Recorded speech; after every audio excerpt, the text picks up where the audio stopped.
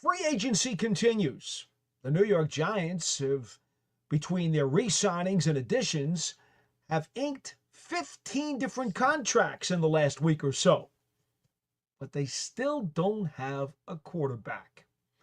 Well, we'll talk about that, as well as some of the big fish the Giants have brought into their pond. Next, on the Big Blue Breakdown Live.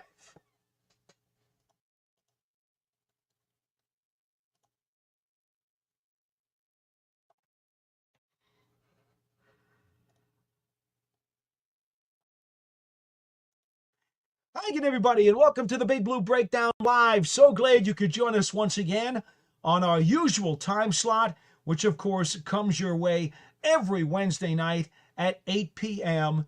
Eastern Time. Well, look, it has been a very, very busy week. Giants have gone through a slew of re-signings. They brought in some new guys. They've allowed 3 guys to get away. Azeez Ojulari and Adoree Jackson went to the Philadelphia Eagles. And we know that Jason Pinnock went to the San Francisco 49ers. Those are the 3 biggest names the Giants had on their list of veteran free agents this month in terms of guys who got away. Obviously, they did a bunch of re-signings. We'll talk all about that over the course of the next hour or so. But I also want to mention to you folks that coming up in just a little bit, in fact, in about 15 minutes, we're going to talk to Ross Jackson of Louisiana Sportsnet, who is a New Orleans Saints beat reporter. Now, why do I want to bring him to the program tonight? Well, it's pretty obvious. The Giants spent some really big money to bring in a top-shelf cornerback. Paulson Adebo, coming off of a fractured fibula this past season with the New Orleans Saints, he is a front-line corner. The Giants knew they wanted to improve on their defense. That was one of their missions. And they brought in Javon Holland from a safety from Miami Dolphins, and they brought in Paulson Adebo, a corner from the New Orleans Saints. So I thought it was important that we go down to the Bayou and we find out exactly what Paulson Adebo is all about. You guys have seen his interviews, of course, and his media sessions on the New York Giants website, but I wanted to talk to somebody who has watched him snap in and snap out while he was with the Saints to give you guys a better feel of what you can expect now that he has come to the New York Football Giants. Now, in addition to that, because Ross is part of the New Orleans Saints beat crew, well, guess what? That means he's also seen quite a bit of Jameis Winston over the past few years. Not this 2024 season, but a handful of years before that. So while the NFL's quarterback carousel continues, and the Giants have reportedly had Jameis Winston in for a visit as they dipped down to tier 3 of the free agent quarterbacks, I thought it probably wasn't a bad idea to talk to Ross about Winston as well. So that's what we've got in store for you in about 8:15 tonight, about 12 minutes from now. We're going to bring in Ross Jackson of LouisianaSports.net. And again, we will talk about those 2 players in particular. Now, as far as what's going on with the Giants, folks, earlier today on the Big Blue Kickoff Live show, had a disappointed caller about Azeez Ojulari, Giants pass rusher, going to the Philadelphia Eagles on a reported 1-year deal worth $4 million. Well, here's the problem. Azeez Ojulari's a really good guy. And you know what? He was a good teammate. And his efficiency, for the most part, was good during the snaps that he played. And that's the key clause here. During the snaps that he played. If you just considered Ojulari's production by snap, by playing time, and looked at the amount of sacks he had, the amount of tackles he had, the amount of pressures he had, for the amount of time that he played with the Giants, He easily could have commanded a minimum of $15 million for 1 year on the free agent market. But he only wound up getting $4 million for 1 year from the Philadelphia Eagles because it's very simple. Durability. You know, when he came out of college and the Giants got him in the second round, they were really looking at a steal there because Ojulari had had a reported chronic knee condition during his time at Georgia. And the thought was that's why he dropped to the Giants. Ironically, it was never a knee injury that kept him out of the lineup with the Giants. It was always something else. And it's a shame. But I understand the Giants not wanting to commit to bringing back Ojulari back because they just could not count on him. He was not reliable. At 6'3", 240 pounds, prototypical stand-up outside linebacker who rushes the quarterback. And what do we see over the course of his Giants career? As a rookie, yes, all 17 games, including 13 starts. And he had those 8 sacks. And it looked like he was definitely on his way to having a terrific career in Big Blue. But then what happened in 22? Only 7 games, 5 starts. In 23, 11 games, 7 starts. Last year, 11 games, 5 starts. It was always something. And that's the problem. Look at a guy over his 4-year Giants career, only made 46 appearances. 46 out of 68 games. And that's where the problem lies. The Giants apparently did not want to commit to a player who simply had trouble staying on the field. It wasn't about price. It wasn't about money. People have said to me, well, don't you think the Giants could have signed him for 1 year and $4 million? That's not the problem. The problem is once an organization loses faith that the player is going to be durable and reliable, it doesn't matter how much it costs because he's taking up a roster spot each and every week. You're counting on him to play, and then he doesn't. Worse than that, now you've got to think about putting him on injured reserve. You got to promote somebody else from the depth chart. You got to worry about maybe lifting a practice squad player to the active roster, which forces you now to spend more money. And basically you throw your coordinator into a little bit of a pickle because he's constantly having to shuffle guys in and out because your guy can't stay on the field. So ultimately, that's what did Ojulari's career with the Giants in. And that's why he goes to Philadelphia. I will tell you, I got along with him great. He was a terrific guy, a really good teammate. I wish him well. This is another case of Howie Roseman, a guy who's calling all the shots down in Philadelphia, of taking a chance. He's rolling the dice like he did on Barkley. Will Saquon Barkley stay healthy? He did for a full season and then the full postseason and help get them a Super Bowl. If Azeez Ojulari stays healthy and gives the Eagles a full season, oh, I think he's got a real chance to get double-digit sacks. I do. And he'll perform well for them if he stays on the field for 17 games. And I'm sympathetic to it because I pulled for this guy every step of the way. And it was really difficult to watch him go in and out of the lineup on a consistent basis. All right. That's what we got in terms of Azeez Ojulari. And I just wanted to bring that up right up top because that was a topic earlier today on Big Blue Kickoff Live. Leo Luca Rindizzi says he was always hurt in referring to Ojulari. And again, this is something that littered his entire 4-year career with the Giants. So you understand what it is that they did. You don't have to agree with it and you don't have to like it.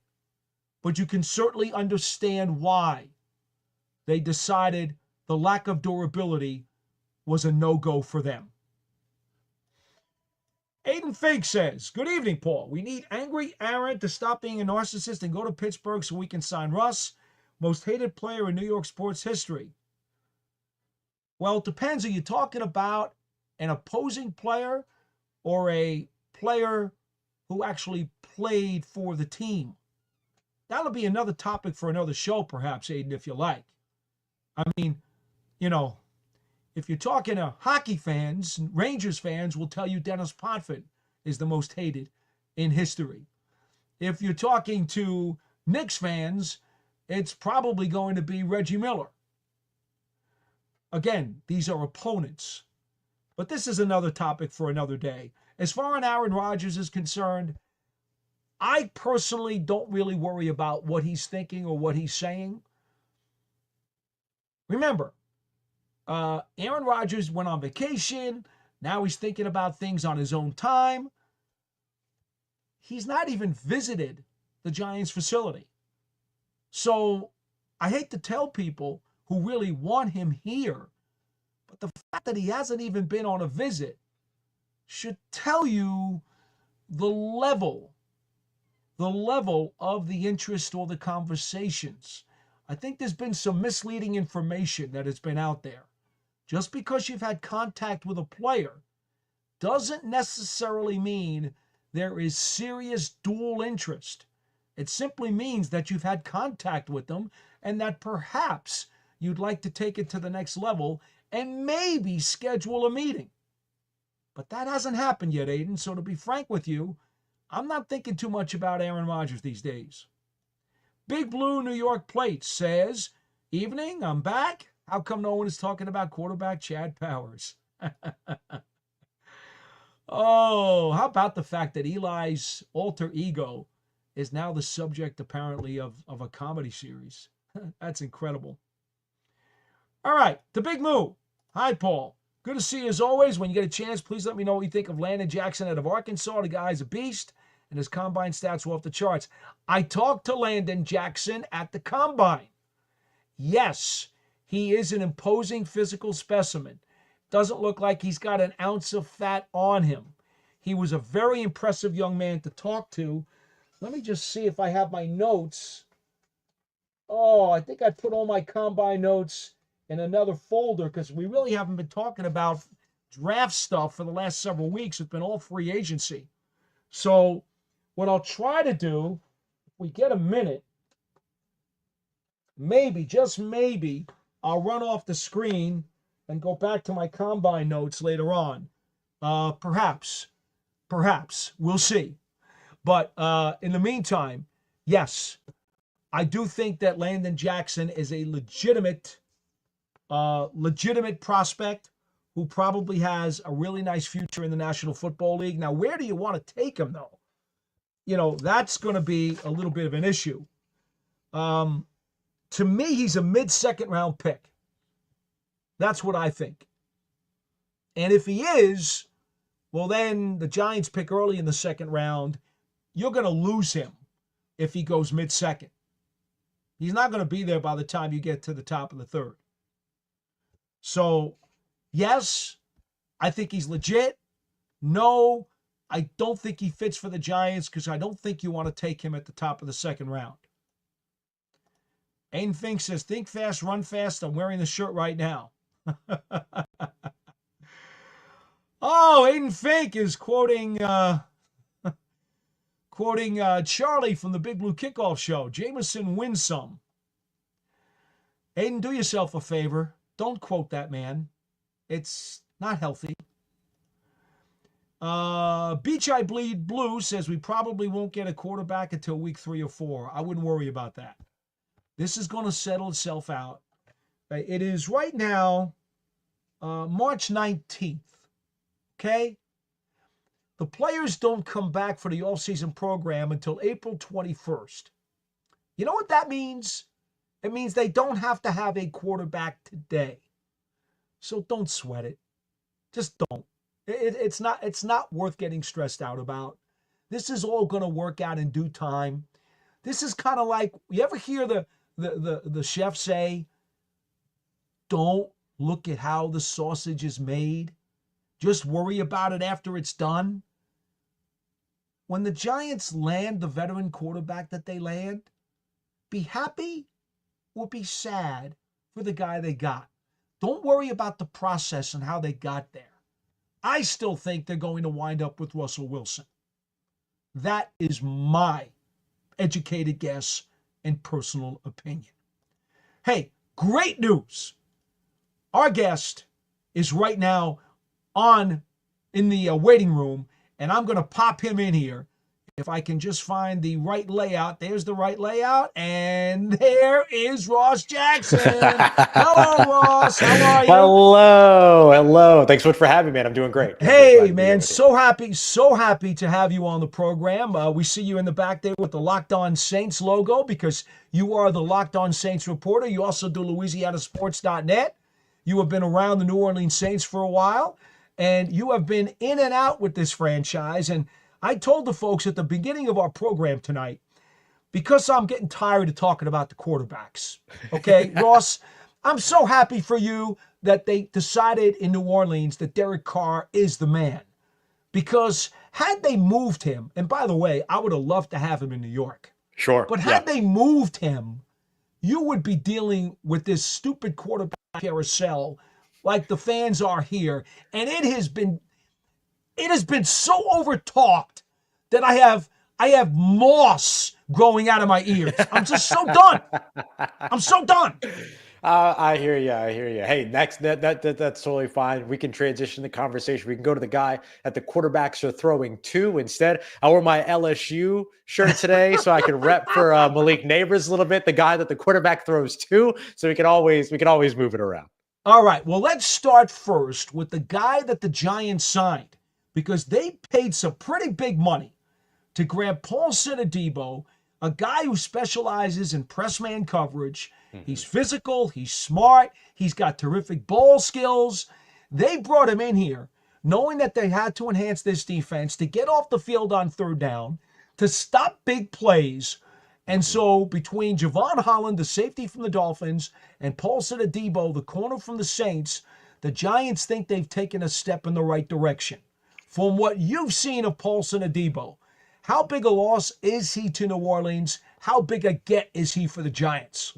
Yeah, I think the answer to both those questions is massive, in my opinion. He was somebody that was, to me, the number one priority for New Orleans to bring back this offseason. They were not able to do that. And then he signs with the New York Giants. So equally as big a loss for New Orleans has to be the gain for the New York Giants. He's a great dude, hard worker, really, really good and productive ball player as well, particularly as a corner. I know that the quarterback is obviously the most important position, but you got to have the guy that can stop the opposing quarterback from completing passes to the guy that quarterback's trying to throw to. And Paulson Adebo does that with some of the best efficiency in the NFL that you're going to find. So I say this is a big time pickup and a huge addition, I would say, for the New York Giants. So I know we're looking to improve that cornerback position. Now, we know that he had the fractured femur, I guess it was in the middle of last season. He's been shown on social media doing sprints, doing flips, doing a lot of calisthenics, and obviously making things very visible for everybody to kind of allay their fears. From what you understood of the injury when it happened, how concerned were the Saints? You just mentioned you thought he should have been a priority for them. So that says to me that they thought the recovery was not going to be an issue and that he could continue his high level of play. Yeah, that's exactly right. Even when I was speaking to people, coaches, people around Paulson Adebo last year, they spoke about the femur injury as one that's like one of those, it's actually stronger after it's repaired than it was before it was repaired kind of a situation, and that the risk for re-injury was really low. Paul, there's not a lot of femur injuries, broken femurs that take place in the NFL. We've really only seen 2 or 3 of these in time. It's a very rare sort of kind of strange injury to see take place because that's not a bone that breaks very often. And in particular with the demands of the NFL, it's not a place where you see a lot of stress. And so I think this is going to be something that should be out of Paulson Adebo's way pretty quickly. The big thing is going to be the soft tissue injuries. Does he have the ability to stay on the field through hamstring injuries, things like that? That was something that maybe kind of crept up on him a little bit more in earlier portions of the year. But as you can see, looking at his availability, he was one of the more available cornerbacks for the New Orleans Saints and really one of the more available players ever since he showed up as a week one starter for the Saints when they drafted him 4 years ago. So I don't think there's much concern. There certainly wasn't much concern here in New Orleans. There shouldn't be any in the Big Apple when it comes to that femur injury.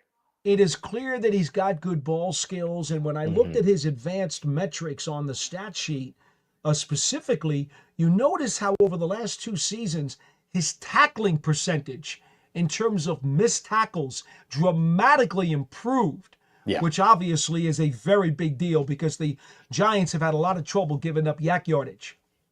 Yeah, he has been somebody that makes plays at the catch point, which limits that yak yardage that you're referring to.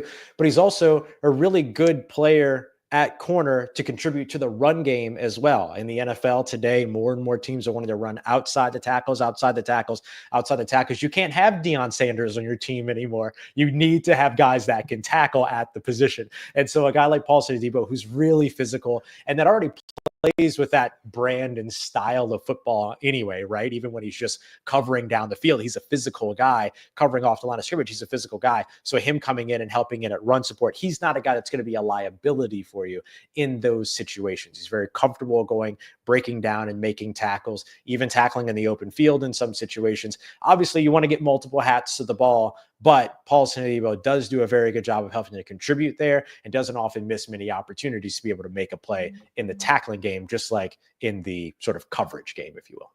You could see that he loves to play press man. He even told the Giants media that when he got here, although he was also very specific about how he's played off coverage as well. That he's very versatile and can play a variety of styles.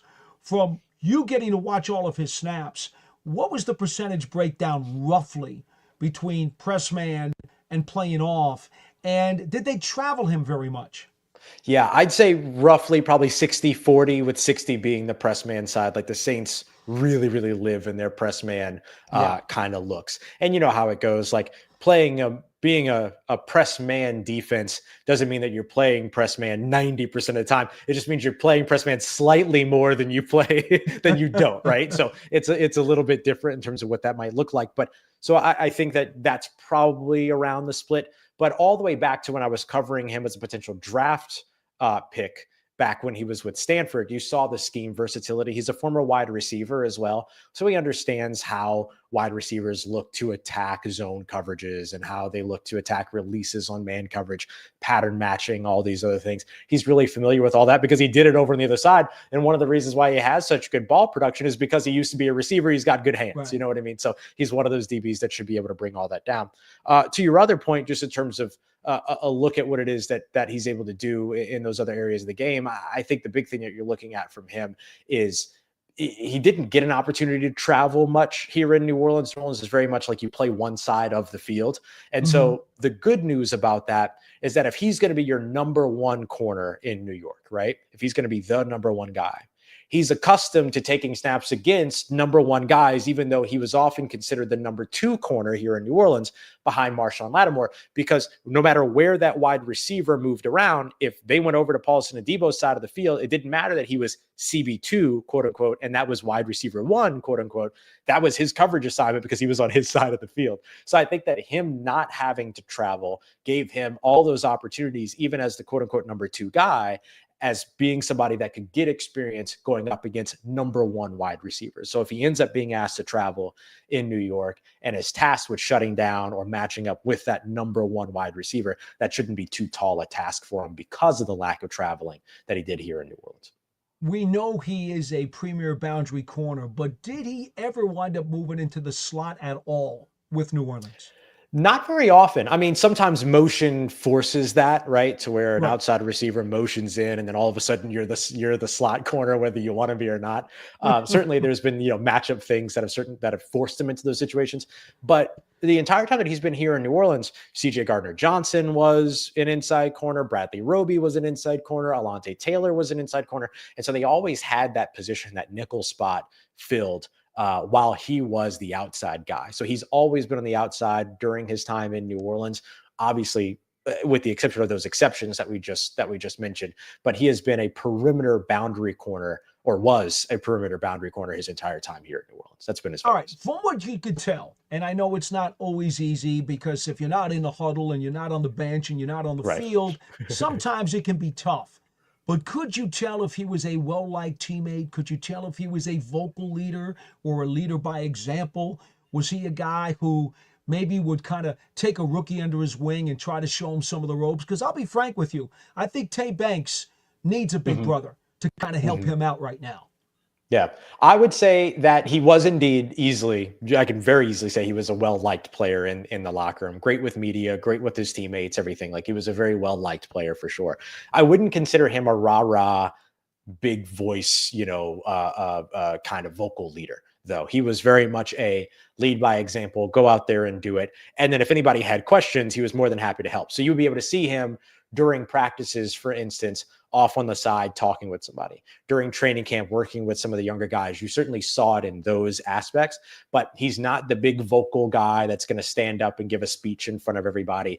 He is the type of person that's effectively going to line up and say, okay, I'm going to do my job and then inspire all of you to do yours because I'm doing mine. And if you got any questions, come and ask me, but I'm not going to come and like insert myself into your business. So very well liked, but very respectable dude that didn't necessarily get in anybody's face or anything like that, but certainly available, certainly there for people to come through and ask questions, but was certainly a leader by example type.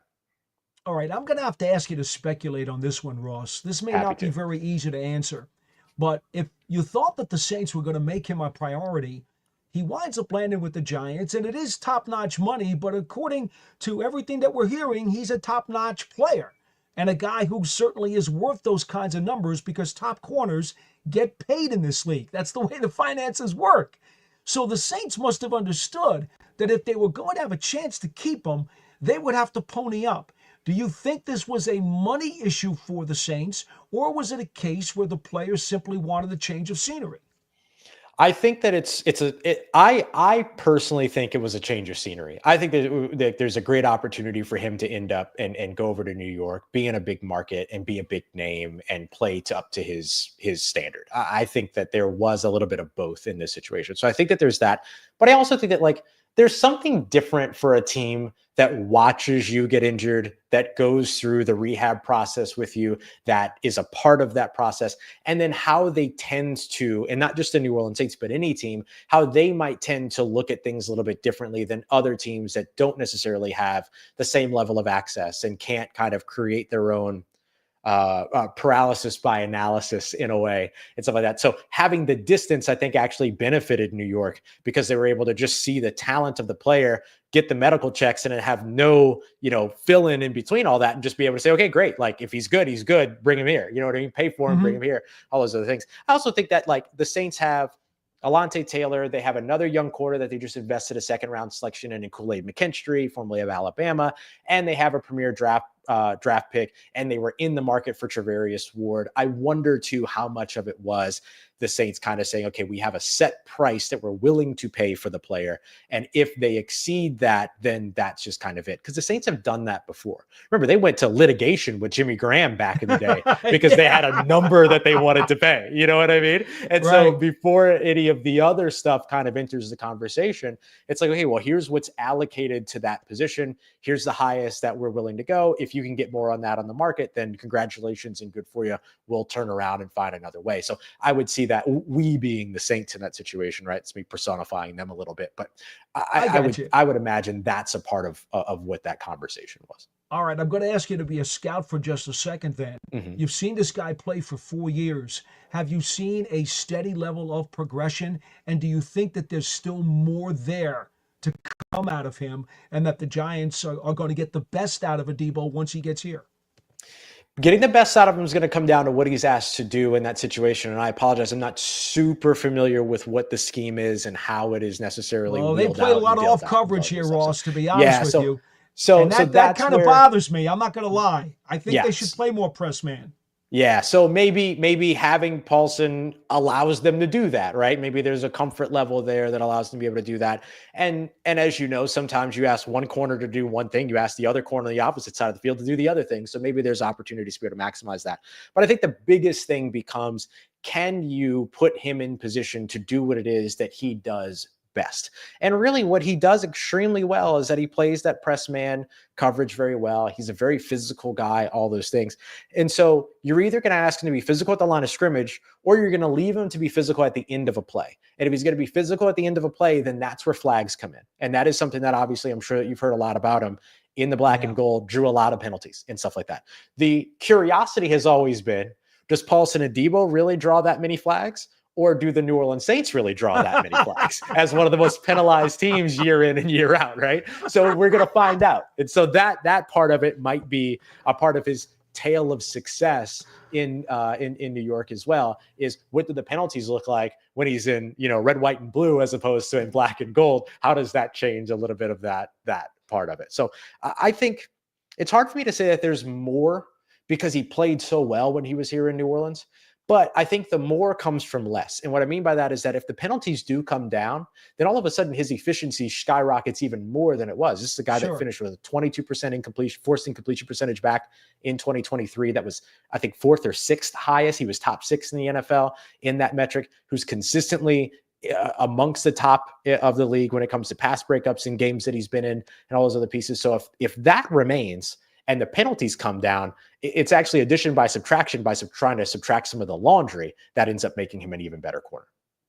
All right. Do you have a little bit more time for us, Ross, or do you have to run?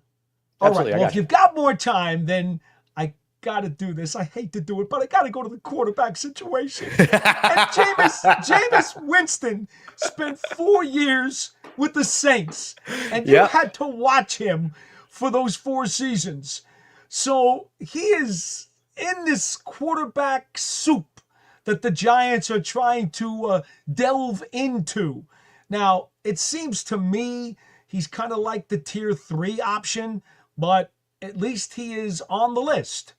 Try to allay the Giants fan out there who says, I know what Jameis Winston is. He's been in the league for about a decade, and he has this real propensity to throw a ton of interceptions, can't seem to keep the ball away from the opposition. And if the Giants bring him here, we hope that Brian Daboll can change that. But how do you change the leopard spots after 10 seasons in the NFL? Yeah, that's a challenge. How about it, Ross? How about it? I think the biggest thing when it comes to Jameis is you accept the play with the person. And you're not going to change Jameis Winston. I think the thing that Sean Payton did really well in the season where Jameis was the starter here in New Orleans, went 5-2 over the course of those first 3 games, had his best touchdown percentage, had his lowest interception percentage during that time, is that he game planned in such a way that he had a look, a read, a move, and that's all that he had to do. And it wasn't that we were simplifying the game, just you were playing to his strengths. You were allowing him to be a downfield passer, or you were allowing him to get the ball out of his hands quickly, and you were supporting him with a strong run game. So for Brian Daboll, it's about supporting and building to what it is that Jameis does do well. He's incredibly accurate down the field, and he is a leader. Big. You want to talk about it? You want to talk about like a vocal leader? That's who Jameis Winston is. And I don't think, from my read on where the New York Giants are, and forgive me if I'm reading incorrectly, but I think that you're at a point right now, if you're Brian Daboll, to where you're kind of coaching for your job. I wouldn't be surprised if that was the case at this point. Jameis is not the guy you go to when you're trying to save your job. Jameis is a great guy to go to when you're in a transition period and you want somebody that's going to keep everybody's spirits up. But I don't think that that's the quarterback you go to and say, come here and save my career, because you're going to put a lot of pressure on him. You're going to then ask him to do things that are not a part of what it is that he does well. So I think he'd be a bad fit for New York, if I'm being completely honest, but he'd be an excellent fit for an interim head coach that needs to keep everybody together and is going to allow him to be able to go in, or an offensive head coach, much like Brian Daboll, that's able to have time to build a team around him in order to be able to create a scheme that best supports what it is that he does well. I don't think he's the right fit for New York. You know, Ross, I've always said he's one of those guys who's just a big tease, because he's got the arm, he's got the ability, he's got the personality, he's got so many things that you like. But ultimately, again, when you look at what it is that he does on the field, well, those actions can give you a lot of agita, as we say in Italian Jersey land. A lot of agita. So I appreciate that evaluation. And before we let you go, because of the LSU shirt and Yeah. because you so nicely mentioned Malik Neighbors earlier, I would love to get your take on his rookie season. Did he surprise you? Did he exceed expectations?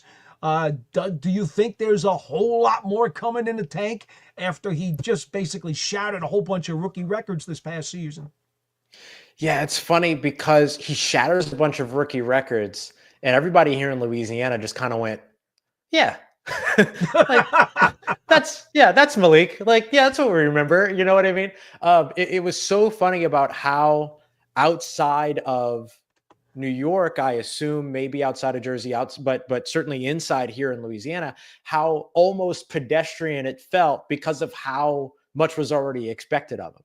And that's unfair, if I'm being completely honest, but that's just how much we know Malik Neighbors is a game changer and is a tone setter. So I do think that there's even more on the way for him. I was so excited for the Giants and really for him that the Giants selected him because the Giants know how to take a wide receiver, and the Giants have done this over and over again throughout their time. They know how to make a wide receiver the face of a franchise, and this is a guy that can be that way. He's going to be somebody that's going to command a lot, that's going to demand a lot, but he deserves a lot as well, and he's going to go out there and put up those numbers to be able to back it all up. So I think when I look at Malik Neighbors from afar, it's funny how pedestrian his very non-pedestrian 2024 season feels from back here, but it's not because he didn't do anything surprising. It's that none of us were surprised with the surprising things that he did. So I'm really excited to see what he does. He continues to mature in the NFL in terms of the NFL game and continues to gain, more and more opportunity. You know, Ross, the one thing that I didn't know about him when he came here, we could all see the skills on tape, right?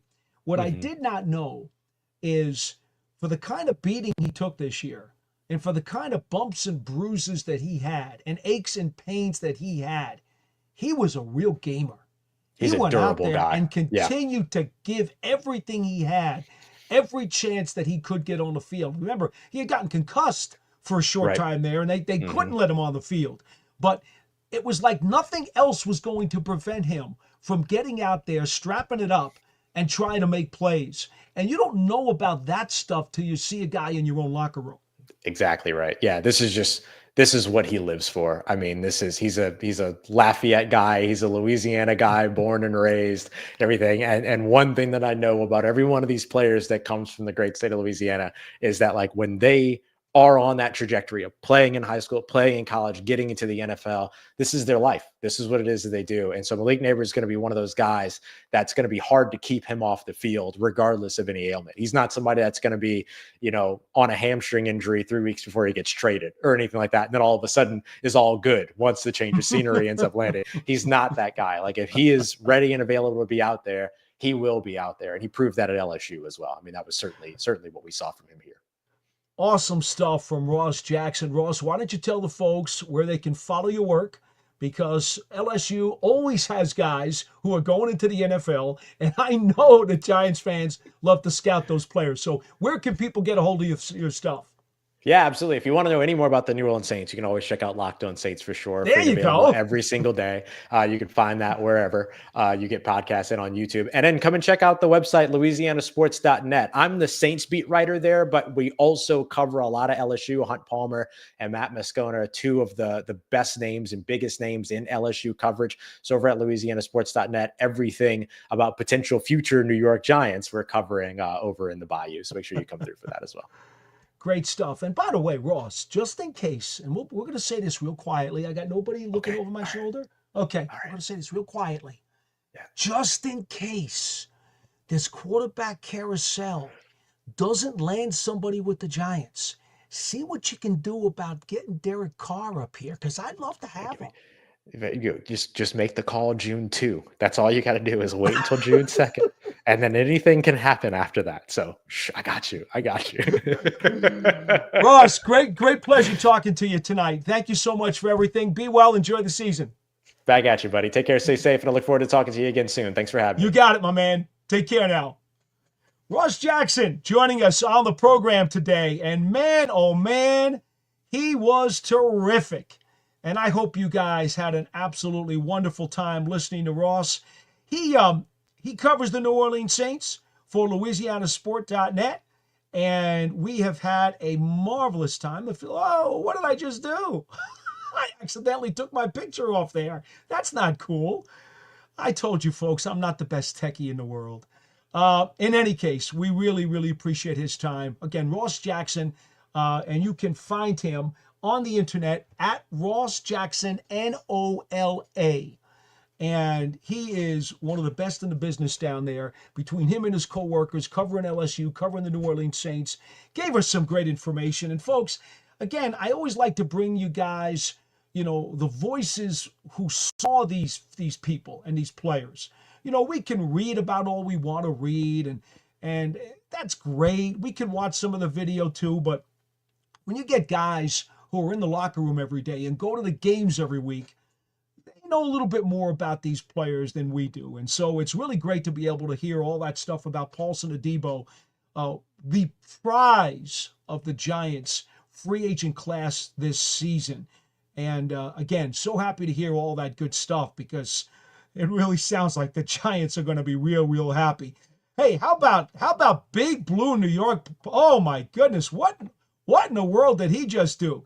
Big Blue New York Plates, big time, as a big time thank you to my man Big Blue NY Plates for stepping up and saying, hey, I want to be a super user and a star chat man. And so there you are, big time. Thank you so much, my friend. We certainly do appreciate your support of this program. And that's the one thing that I will tell you, folks. Just by the fact that we have well over 900 live viewers today, and we're already only about, 45 minutes or so into this show, that's a beautiful thing, because when we see those numbers, we know that you guys want us to keep going.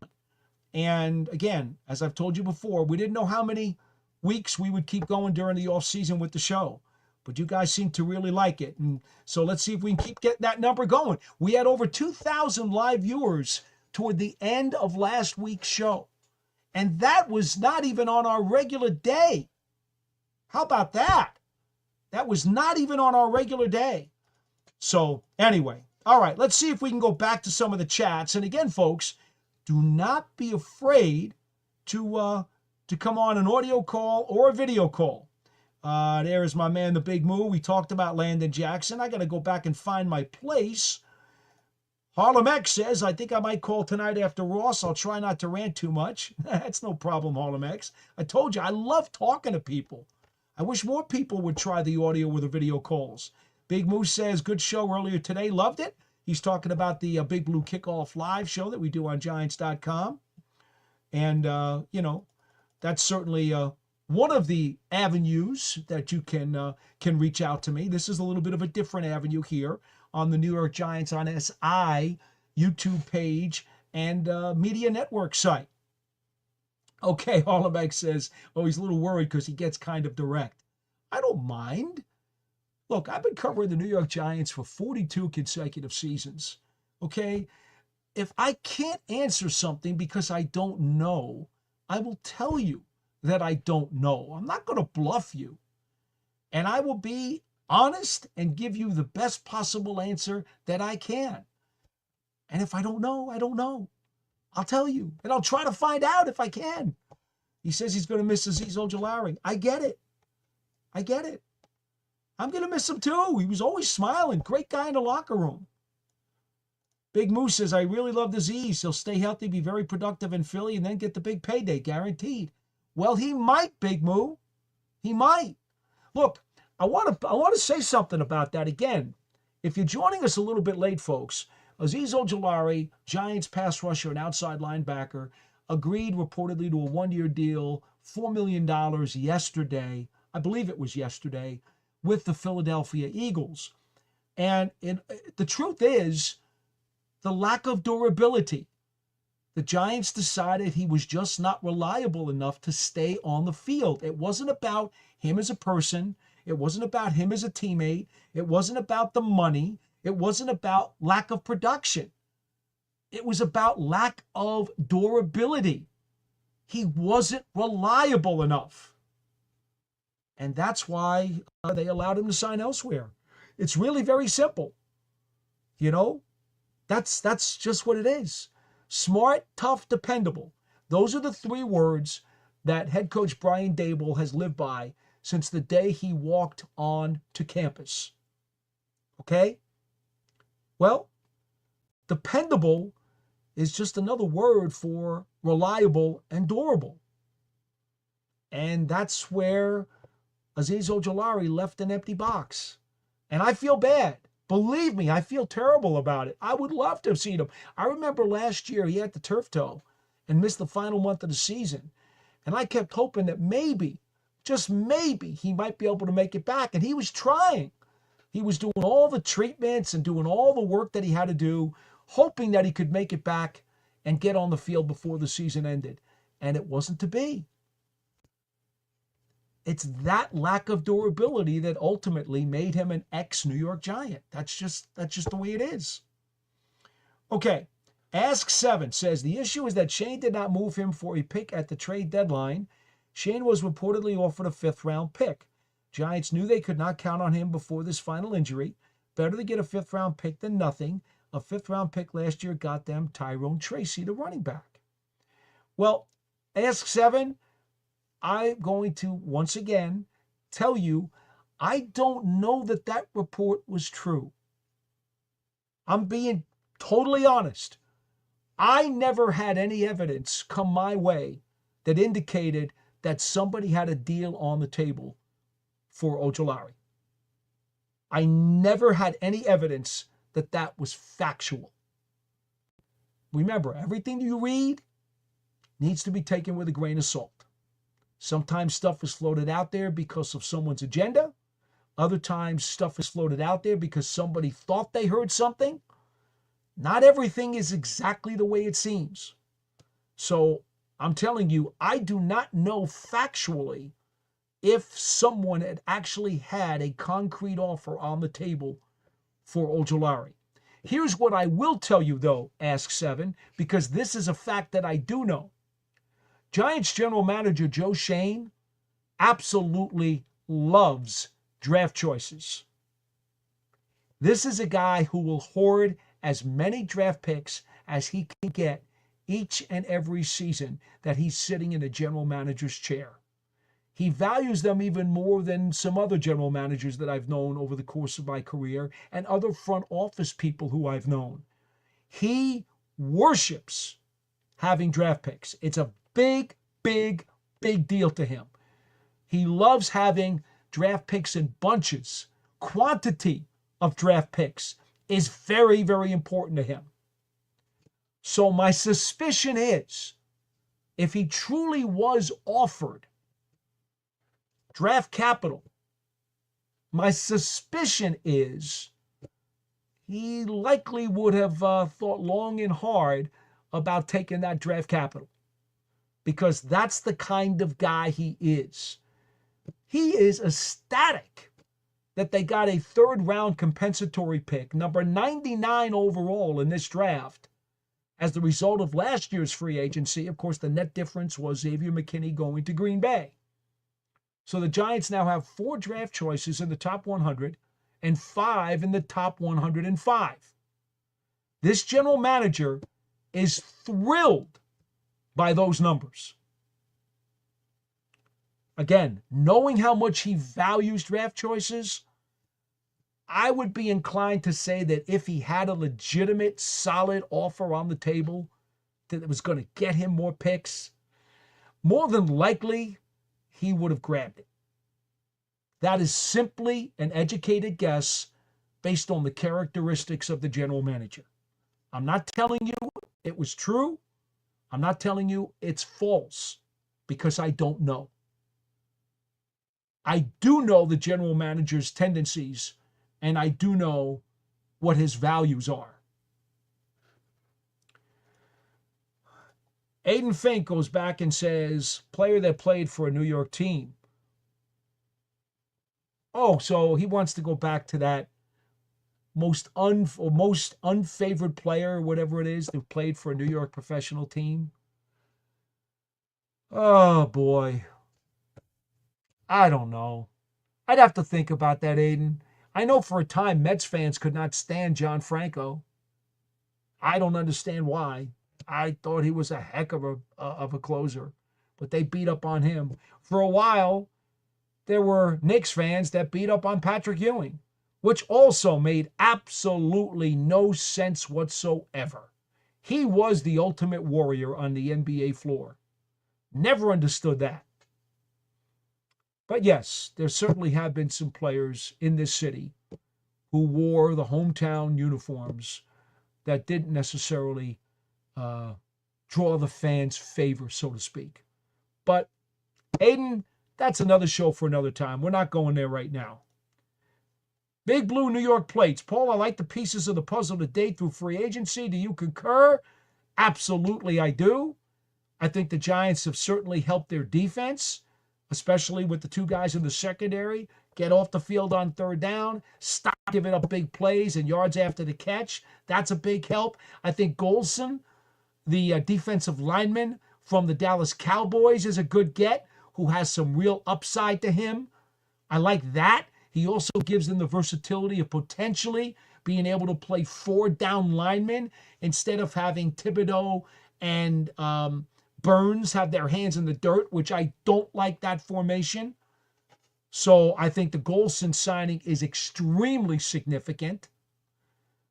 Beach IB Blue G-Man says, where's his agent? I'm not sure what that's all about. And I see I got Harlem X here on the video. I'm going to get to him in just half a second here. The Big Moose says, I'll use one of our 2 third-round picks and move up to grab Landon Jackson. Oh, I don't know if you want to do that because the third round is still full of a lot of starting players. I don't know if I'd really want to do that. But I like the player, Big Moo. I'm not disagreeing with you. I like the player. All right, and let me just quickly get to Isaac Moore. I feel like anytime we reach for a pick, it doesn't work out. I feel like best player available is the best way to go. Isaac, that is my overriding philosophy as well, which is why if Hunter or Carter are sitting on the board at 3 for the Giants, they need to take one of those two guys. And finally, we're going to take a quick stop and go to our video in a moment. Rusal Yasir Rakeem Muhammad says, what happened to the Giants? Shake my head. Well, my friend, it's been a tough decade. That's about all I could tell you. Hey, let me go to Harlem X. He's one of our guys. Good to see you, my man. Thank you for joining us again tonight. How you been? Yeah. Yeah, just trying to string together one victory at a time, I guess. How's it going tonight? Well, my man, I will tell you something. And I mean this wholeheartedly. I understand that the quarterback is the most important position on the field, and it's the one vacancy that the Giants have yet to fill. But as I open this broadcast tonight, and I told people that it's March 19th, it is not a requirement that you have that quarterback in place at 8:53 on March the 19th. It is not. What is incumbent upon the Giants is that by the time they get things together and actually sit down with their players and start planning out for the season, which they can't do until April 21st, which is when the players actually come in for the offseason program, that's when they need to have somebody in place. And even then, you could argue they could even delay that a little longer if they wanted to. So with that in mind, I've looked at the rest of the Giants free agent signings, and what I've decided is that they've added 3 good special teams players to a team that badly needed an upgrade in special teams coverage. I see they added 2 really top flight guys in the secondary, one at safety, one at corner. Now, I thought Jason Pinnock did a solid job and would come back, but they decided to go for a bigger fish and pay for a frontline guy, and so they sprung some money to grab Holland from the Dolphins. So they add 2 really good players to the secondary.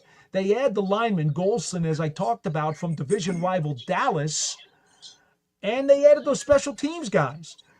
So to be frank with you, Harlem X, I think to this point the Giants have taken some steps forward. I like what they've done so far. But, of course, most people just want to know about that holy quarterback. I mean, okay. The the quarterback part, oh my goodness. This is what I mean when I was saying I'm kind of direct, because what I really want to say about it, you probably run me right off of your show. But I mean, I would not do that.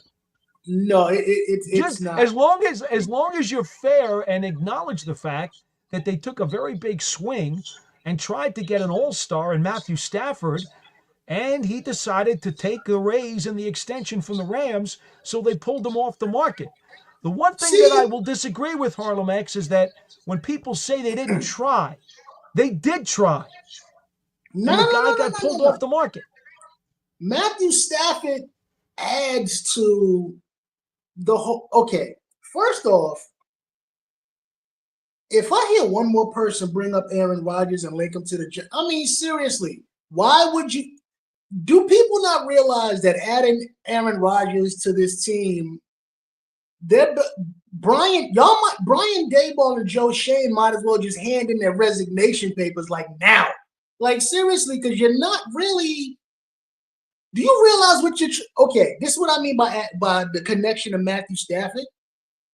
Aaron Rodgers has everybody. He's basically in this position where he just wants people to come and praise him and wait for him and all this other stuff for basically. This is what I mean. I want to say it, but I'm not. But Matthew Stafford has, and anybody else who's in a big time free agent that everybody's trying to get. Matthew Stafford, just like everybody else, the family reasons, emotional ties to something. Uprooting his family, going somewhere. Does he like that city? Stuff like real issues.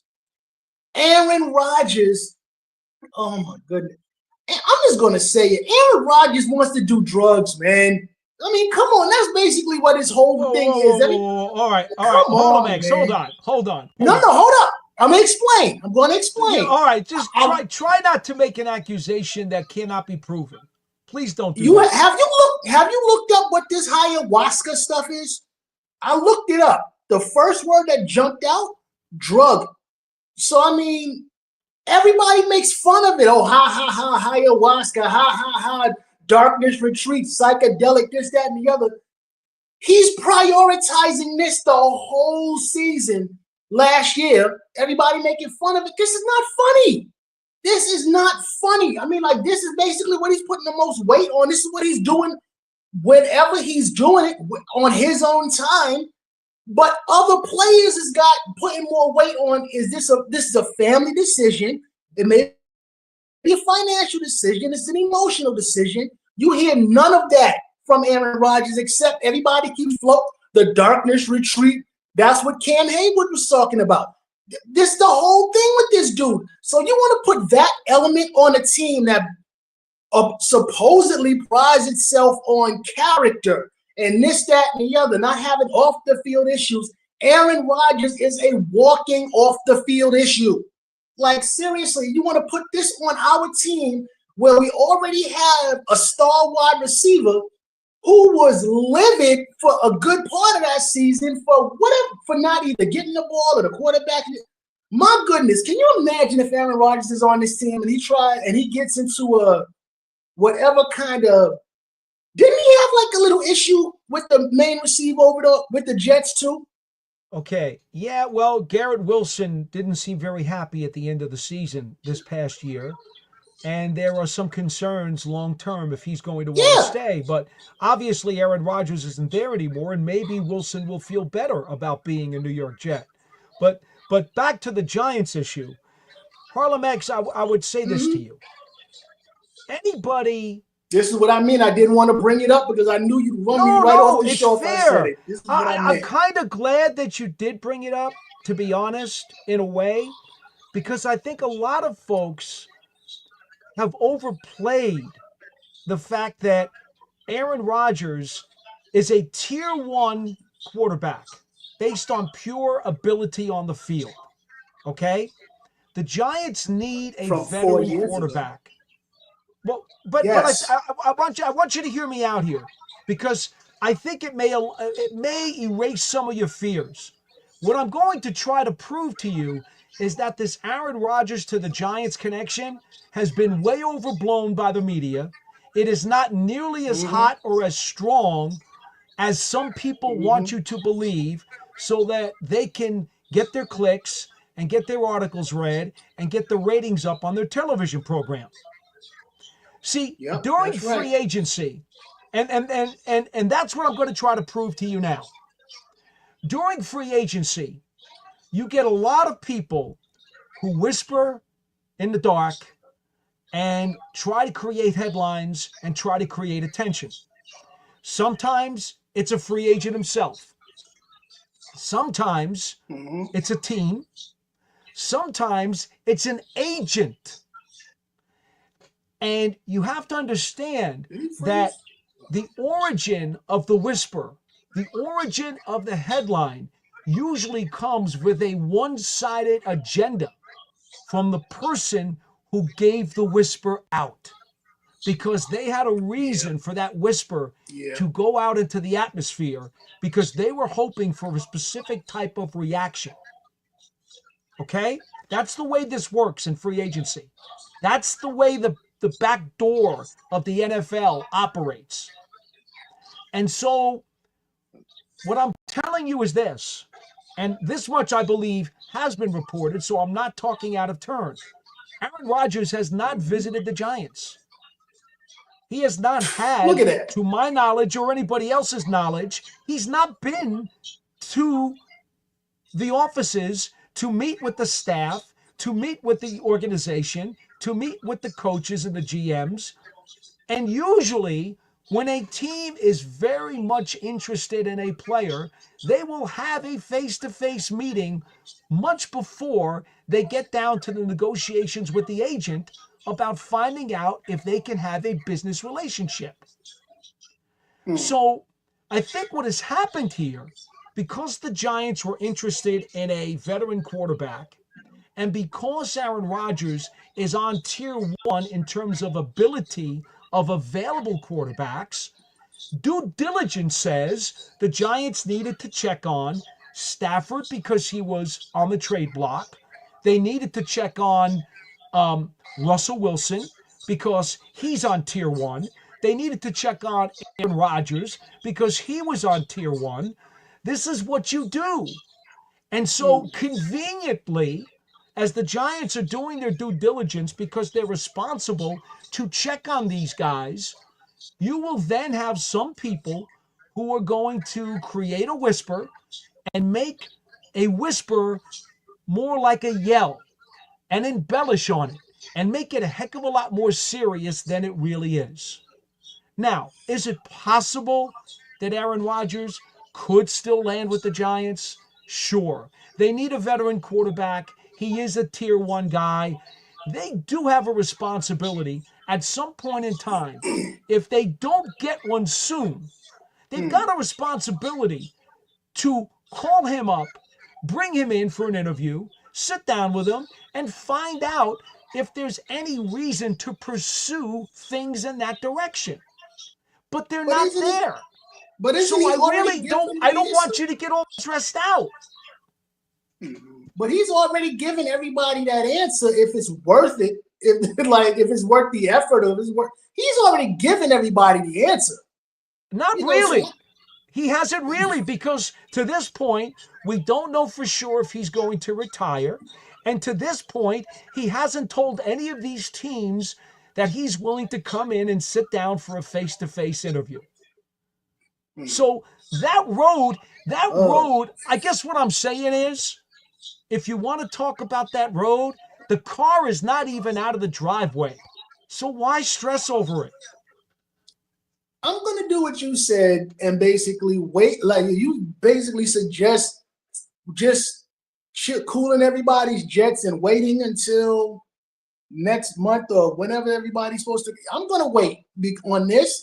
But I want to ask you something about this. I still think, Carlem X, that the most likely scenario is that Russell Wilson is starting week 1 for the New York Football Giants. I still believe that is the most likely scenario. Is that okay with you? I mean, the last show, y'all talked me right out of Russell Wilson the way y'all was talking about the guy, but Russell Wilson was like he was the one that I would go with, but I was going to ask you about that. Like tier one, all the different tier quarterbacks. Do we we really need a veteran quarterback. Mm-hmm. But like somebody like high level like that, I don't, because I mean we really don't, veteran, yes, but I wouldn't, my opinion, I wouldn't really go for somebody like high level like that. Just like a bridge for now. But I wanted to ask your opinion on something. Like, because we had Tyrod Taylor. Like I don't know if you remember me saying last time. When Tyrod Taylor came in, our offense pretty much came to life. Jalen Hyatt was a presence. People may not believe that, but he was a presence. Okay. Who would you, in your opinion, like between Tyrod Taylor as a veteran presence and Russell Wilson as a veteran presence, minus the injury history, just quality quarterbacks, who would you rather have? Like, I know Tyrod ain't coming back, but I mean, like, who would you rather have if given a choice between those two? Well, Russell Wilson has a much higher level resume in the National Football League. Heck, he's up into 9 Pro Bowls. He won a Super Bowl. He went to a second Super Bowl and didn't win it, compared to what Tyrod Taylor did, where as a starting quarterback, I think he brought the Bills to a playoff appearance with 1 double-digit victory season. So the quality of the resumes, it's not even close. Now, I know Tyrod Taylor because I was around the guy in the locker room every day for a season, and I happen to like him a lot. He's a pro's pro, a really good guy and a smart player. He's got savvy, and he's very easy to like. He really is. I'm a Tyrod Taylor fan. But as we discussed, he decided to execute the void in his option and went to the Jets. It is what it is. I don't know Russell Wilson personally. I have met him a handful of times in my career. I don't know him that well. Yeah, I know he has the Super Bowl. He has that experience under his belt. But my thing is, when it comes to that, like that comparison I was making was because that was my point of saying we just need like somebody who knows, somebody who knows what's going on back there. Like, because Daniel Jones didn't. DeVito is basically what I see as, what's his name? Linsanity? What was the guy, the Knicks player? The Knicks, Linsanity, yes. Yeah, for that short period of time, he gave the city a spark, just like DeVito did for 3 games, gave the city a spark. And after that, it was just, All right, let me offer you something to chew on for Russell Wilson. And there's no doubt that at 37 years old, or he was 36 with Pittsburgh last season, and they did have a slump at the end of the year, there's no question. And then they lost their first-round playoff game. And yes, they had some injuries, right? Their offensive line was a little bit banged up. They had Pickens also had some issues. And so I don't think they should put that all on the feet of Russell Wilson. Now, as you remember our guest last week, he was very specific, and he and I talked off the air as well. Part of the sour taste that Pittsburgh fans have for Wilson is because the Steelers have had a habit of being one and done in the playoffs now for several years. Yeah, several years. And what always happens, you and I both know this, the quarterback is always the magnet for the success or for the failure of the football team. So it's quite clear that Steeler Nation, if you will, is so frustrated by one and dones. And by the way, can you imagine how funny does that sound to a Giants fan? The Steelers are aggravated because they've gone through a decade of one and dones. The Giants are having trouble just getting into the playoffs. Okay. Not only that, but they got a Hall of Fame worthy coach at that, who's been there for 18. We can only pray to have something like that. You know what? There are people in Pittsburgh who want to throw Mike Tomlin out of town. Yeah. Because they're so upset that he doesn't get more playoff victories, which is stupid. Now, if Mike Tomlin end up leaving, I don't want to hear none of their mouths when they can't make the playoffs to save their life. That's right. Yeah, so I don't want to I'm with you, man. I love Mike Tomlin. I think he is Yeah. awesome. Anyway, No. so what has happened is Russell Wilson, they laid a lot of the frustration over this past season's one and done at the feet of Russell Wilson. There's no doubt that he's older. There's no doubt that there are certain parts of the playbook you're not going to want to run with him. But at the same time, here's what you really like about him if you're the Giants. Number one, he still has a great deep ball. And the Giants have had trouble with the deep ball for most of the last decade. Number two, you do like his ability to roll out and make plays on the move with the moving pocket. That's something Dable loves to do. And Russell Wilson can do that very effectively. And the other thing you really, really like about Russell Wilson, and this can't be denied, even if at this stage of his career you make him a game manager, what you're going to love is that last year, even with Pittsburgh, 16 touchdowns and only 5 interceptions. This guy, for his career, and again, not just career, but even his last couple of seasons, has over a 3-to-1 touchdown pass to interception ratio. He is smart with the ball. He doesn't put it in harm's way and doesn't turn it over, which is one thing that every head coach in this league hates, but especially if you're a team that's fighting for survival, literally gasping at every breath. Well, turnovers are the absolute fatal blow that will put you 6 feet under every single time. Russell Wilson, for his entire 13-year NFL career, has proven to be one of the best quarterbacks at avoiding turnovers. That's a big deal for me. I just don't understand how ESPN talks like they talk lower, like when they talk about him and Aaron Rodgers, I'm like they try to talk like Aaron Rodgers is leagues above Russell Wilson. They always do it. I'm gonna stop listening to ESPN. But I mean seriously. But what did you ever hear? I had to write these down. But did you ever hear about that the 49ers fullback? Did he ever sign with anybody? And if he didn't, I'd go after him for extra, like, because Juice. Yeah, let me look. If not, I wouldn't. Oh, I love him. Look, I prefer having a fullback on the roster, but that doesn't seem to be the type of player that this organization at this point wants. And yes, Jusek is still on the he's still on the San Francisco 49ers. Oh, okay. Never mind then. Sorry. Yeah. I would love to have a fullback. I'm not gonna lie. When Joe Shane first got there, I think I remember hearing somebody saying that he has said he wants to make at least one big signing every year. So that gave me hope for the future of this team. That's why I'm not going to bat. It takes me more to bash a general manager when they're the ones doing the draft and all that other stuff. But when you're as stubborn, okay, here's something I noticed because I coach myself. And you remember Eric Flowers? Sure. All right. Now, if you do a side screen like Eric Flowers and Evan Neal, when they were like both at the right tackle position on the Giants,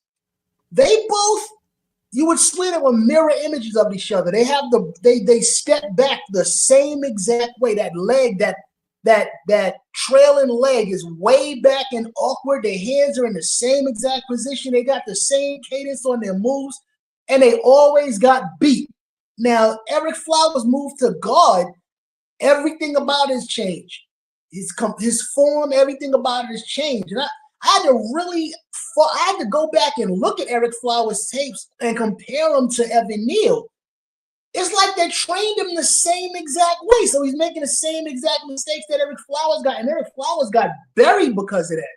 So, I mean, if Joe Shane and the rest of them is that stubborn to move this dude to guard, I mean, how many times are we going to let people go and they're going to end up blowing up somewhere else? I mean, come on. It's Well, ridiculous. let me tell you this. Carmen Brasillo, who came in as the offensive line coach this past offseason, and I think I've said on many of the shows, I thought that was a huge acquisition for the Giants. He did a good job with this O-line at the beginning of last season. At least the first month of last season, they were certainly in the top half of offensive lines in the league. And then one by one, once Andrew Thomas got hurt and things started to roll downhill, it got difficult again. But I would say this, give Carmen Brasillo a chance here. I think they're going to cross-train Evan Neal to be a guard and a tackle this offseason. I suspect that's what's going to happen. They couldn't I do it just hope. last year because he was coming off of ankle surgery. And they didn't want to try to mess with him and teach him a new position while he was still trying to get healthy. I think they're going to do that this year. I just hope they didn't ruin this guy because, I mean, I don't want him to leave the team because from what I've seen last year, he's good in the run game. I don't He certainly want him to is. Yeah, I don't want him to leave the team, but if he does leave the team, I hope the Giants didn't ruin this dude going forward as far as how other teams view him. You know, because they could have did that with Eric Flowers, man. He had to build himself back up, his reputation and everything. You know, so I hope the Giants didn't do that to this kid because this. Well, just to be fair, just so you know, the Giants asked Eric Flowers to change positions and he refused. That's the first time I heard that. That's one of the reasons he was released. They wanted him to be a team player, and they asked him to cross-train positions, and he said no. This is the first time I heard that. Everybody else is saying he just, everywhere else you look, everybody's bashing Eric Flowers. He was a bust, and he went to such and such team and became a guard. No, I've never heard anybody say that the option was that they asked him. I've never heard that before. See, that's what happens when you're a latecomer to listening to me. Apparently, yeah. Because I mean, oh my goodness, man.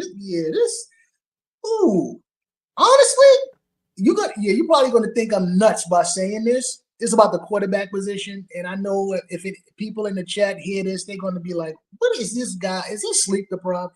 Honestly, if he was still up to it, and I know it's just my own little thing. If it was possible in a million years, I would give Kaepernick a call. Seriously, if he was still out there, I would give him a call because he's always training. But like I said, it's just a me thing. Don't throw daggers at me. It's just a me thing. I would give him a call. As the Giants go through the checklist of available quarterbacks, I have said before that if you got down to tier 3 and you still could not get somebody to agree to a deal, I would not mind calling Teddy Bridgewater, who, by the way, that's another. Whatever happened to him? He was with the Lions in the playoffs last year, backing up Goff. He came back. He had gone out of the NFL and wound up being a high school football coach for a year, and then decided he wanted to come back, and the Lions signed him in time for the playoffs to back up Jared Goff. I would think, as you're exhausting the list of available guys, that would be a gentleman that I would call. That would be a good choice, as a matter of fact. He's a veteran. He knows what he's doing. He's been there and done that. He's led a team before. You know, I mean, he'd be a good bridge quarterback. I mean, really, I don't see how you can go wrong with that one. Outside of injuries, I don't see how. I would definitely. He'd be on the bet. He would be. I would call him up and just tell him, just wait a couple. Just give us a little bit of time. You know, if we can't find nobody, then you're coming in. And I'm still drafting a quarterback. Either way, I understand. And another gentleman who falls into the same category is Ryan Tannehill. Yeah, I mentioned him last time. They should have been called Ryan Tannehill. They should have been called him because And listen, I want you to feel better about this situation, so I leave you with this thought. No, right. I do. I want to help if I can. The Giants have a responsibility to check on as many of these names as they possibly can because they don't have what it is that they need. So just because they check on 5 names, 10 names, 12 names, and they make phone calls, again, that doesn't mean that any one of those guys is the most likely to sign. It doesn't mean that, but it means they've done their diligence. They've done their responsibility. They've done the necessary work to at least research as many of the possibilities that they thought existed before they finally get somebody to sign pen to paper. And if they didn't do that, if they didn't search around, and I'm not in Joe Shane's office, okay? I don't know how many of these names he's actually physically called. Chances are they put in a call to a bunch of names that we have never even heard of or talked about. I'm sure they've done that. Yeah. Because that's their job. They better be doing that. I mean, I just don't. I hope they don't do what. Was it Jerry Reese or what's his name that came after him? My goodness, the one from the Carolina. Joe Shane is the general manager. No. It was either Jerry Reese or the general manager. You mean Gettleman? Gettleman. It was either one of those two where the owner gave them that ultimatum: y'all need to start winning, or somebody's getting fired, and they went on a signing bonanza and spent all types of money for 1 year success, which was the dumbest, most boneheaded thing to do. We ended up with everybody on our team, and we had success for like a year and a half. But I mean, y'all did all that because y'all were panicking for your jobs. That ain't no way to go about it. So I'm hoping that Joe Shane and Dable is not doing that. I really hope they don't. You're referring to when Jerry Reese was the general manager in 2016. Before that season, the Giants pony up big money. They signed Olivier Vernon to rush the passer. That was it. Yeah. They signed Dominic Rodgers-Cromartie to the secondary, and they signed Janoris Jenkins to the secondary. Yeah, didn't they sign Snacks Harrison that year too? Snacks Harrison, yes. Snacks Harrison too. Yep. They just threw money out there. I mean, like, you're doing that because you don't want to make the team better. You're panicking for your job. And they made the playoffs, and then the next year things went downhill. Exactly. Yep. So I'm really hoping they don't do that this time. Like, don't panic for your job. Just stay on course, man. Don't panic for your job, because you ain't gonna do nothing but make the fans extra mad more than they are now.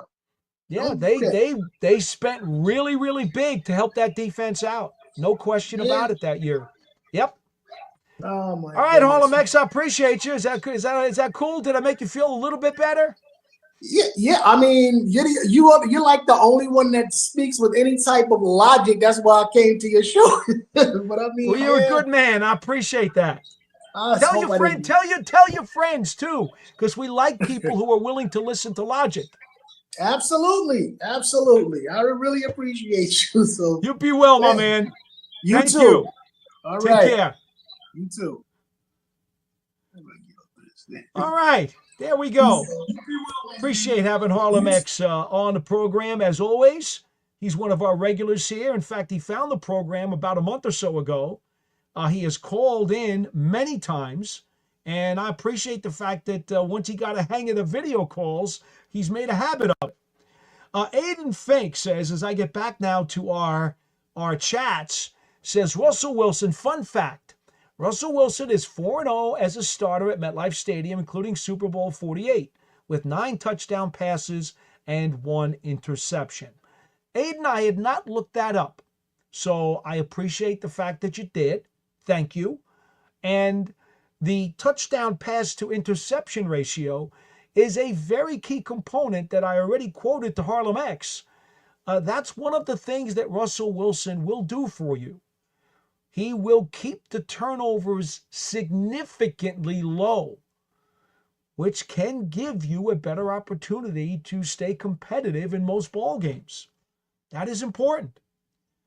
Big Blue New York Plates says, Paul, thanks for bringing Ross on. Great interview. Well, thank you so much. And we thank Ross Jackson. He was absolutely dynamite, giving us all that information on Paulson Adebo, the big fish of the Giants free agent signings last week. K-Mac says the same thing. Fantastic intel on Adebo. Thank you, Ross. I'm going to have to let him know that you guys were so appreciative. This is awesome. All right, let's see. Do we have anybody else here? Big Blue New York Plate says, hey, Paul, I took 3 weeks off and you forgot me. No, I didn't forget you. Of course not. One of the regulars on our program. We appreciate regulars all the time. Dan Marney says, great interview. Well, thank you so much for that as well. It always helps when, we get the best guests. And that's what we try to do here. I'm very selective about the people that I will bring on the program. We're very selective usually on Big Blue Kickoff Live during the day. And I'm certainly going to be very selective on this program at night. I want guys who cut through the red tape, who cut through the hype, who cut through the clickbait, and just get right to the facts. I'm all about facts. I want my guests to be all about facts. And that's what I really appreciated about Ross. Harlem X had sent this in earlier. Anybody going to call in? So he decided to get on the video call. Well, you know what I love about it? I love about it that because he's late to the program and hasn't been apparently following my work for, the last how many decades, he's under a lot of misconceptions. And there's a lot of things that he's formulated opinions on, but he didn't know that X and Y and Z was the truth. And so I love the fact that he can ask and I can actually give him some of the facts. And then he says, after listening to the facts, I got a different opinion. Well, that's good because you want facts. That's what everybody should want. They should want facts. They shouldn't want hype. They shouldn't want clickbait. They shouldn't want a bunch of garbage. They should want the facts as best as we can provide them. That's why I will tell you. I don't know when I don't know. It's not fun to BS through people. All right, let's see here. Mark B says, should have kept Pinnock. I said this before and I'll say it again. Jason Pinnock was a solid NFL safety. Smart, tough, dependable. Fit all the characteristics that Brian Daboll wants. He was a steal when they picked him up off of waivers from the Jets 3 years ago. Terrific, a couple of years ago. Terrific player. Not a star, okay? Not an all-pro, but a really solid player and a really good teammate, in addition to being very, very dependable, reliable, durable. Pick the adjective. So, and I know he wanted to come back. But at the same time, Giants decided, you know what? We need some bigger time playmakers on the defense. And they had an opportunity. They went after a big fish. They went and grabbed Holland from the Miami Dolphins, a guy who has put up some pretty significant numbers and has made a lot of clutch plays over the course of his NFL career. So they spent big, and they added a playmaker at a spot where I thought they already had a good player, but not necessarily a guy who made a lot of splash plays. So I think that's the logic behind that move. They decided that the defense needed more splash play kind of guys, more impact kind of guys, not just good players, but more impact types. So they went for Adebo, they went for Holland. They think that Chauncey Golson, who they signed off the Cowboys for that defensive line, has upside and could make some of those plays. Bottom line was, team owner John Mara, co-owner John Mara, had said one of his 3 priorities was to enhance this defense. He was tired of seeing teams go up and down the field against this defense. Well, the Giants added 2 stars in the defensive secondary and 1 coming into his prime young defensive lineman who does get some pressure on the pocket by virtue of his, 5.5 sacks last year. So that was the direction that they decided to go in. I do think that Jason Pinnock is a solid NFL safety, and I hope he does very well with the San Francisco 49ers. And that's about all I could say. Let's keep going. Mark B says, what? I'm not sure I understand that one. Okay. Goofballs says, sign Wilson and Winston, draft a quarterback, done. No, that's not going to happen. They're not going to sign 2 veterans and then draft one. That will not happen, I promise you. That will not happen. I still think it's going to wind up being Russell Wilson and a rookie quarterback at some point on day 2 or day 3 of the draft. Aiden Fink says Rodgers would get Dable fired just like he did with Saleh and McCarthy, but I'm glad we haven't met with him, and I would be surprised if he landed with the Giants. Again, Aiden, I don't think it's likely that he lands with the Giants. I do think it's possible, but I don't think it's likely. I will not overplay that situation like many other people have. I simply will not. That doesn't mean circumstances won't change. They could. And if they do, I'll try to let you know. But at this point, I think it's an overplay. Goofball says, past due diligence, time to sign someone. No, it's still due diligence time. Still. Because right now, it's the off season, and the players are not allowed to be with the coaches now anyway. So if you signed a veteran quarterback, he's not allowed to have the playbook right now, and he's not allowed to be sitting with the coaches and going over the game plans. So the truth is, you don't gain a lot other than just knowing that he's here and that you have him.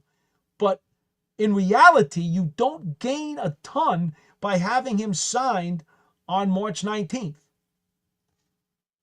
Also saying Hyatt has never been a presence.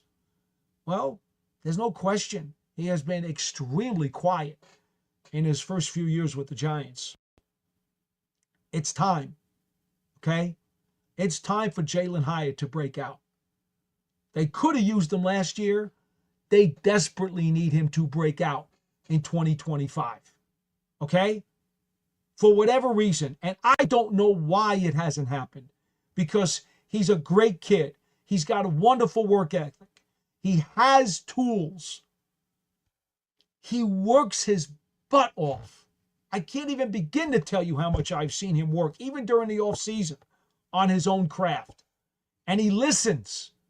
He looked up to Darius Slayton, who, by the way, re-signed with the Giants.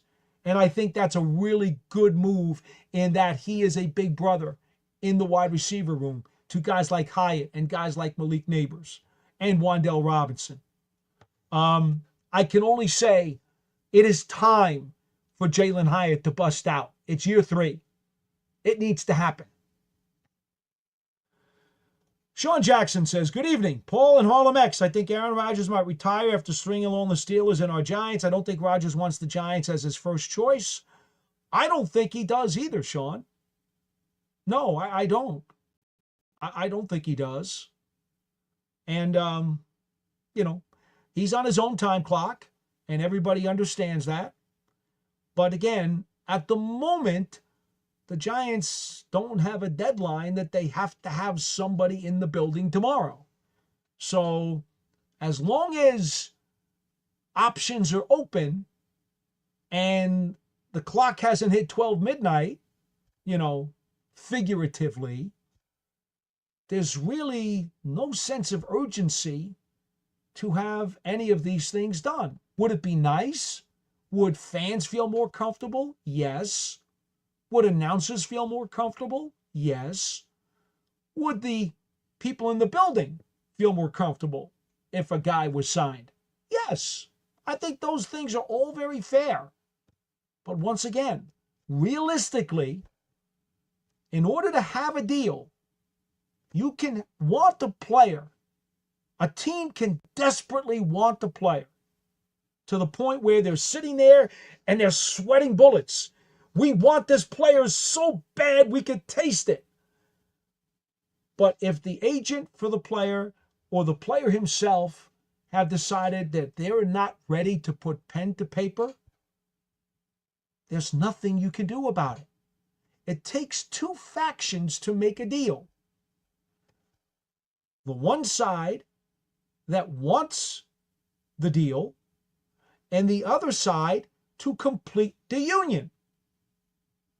And if for whatever reason, the agents or the players involved in the quarterbacks that the Giants have spoken with, if for whatever reason they are not prepared to put pen to paper, either because it doesn't suit their timing, it doesn't suit their situation, or it doesn't suit the terms of the contract that they're looking for, well, guess what?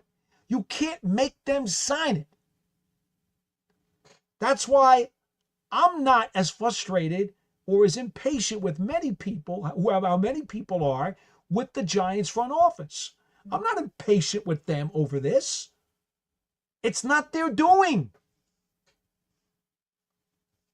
They've made the contacts. They've had some people in for interviews. They've had conversations.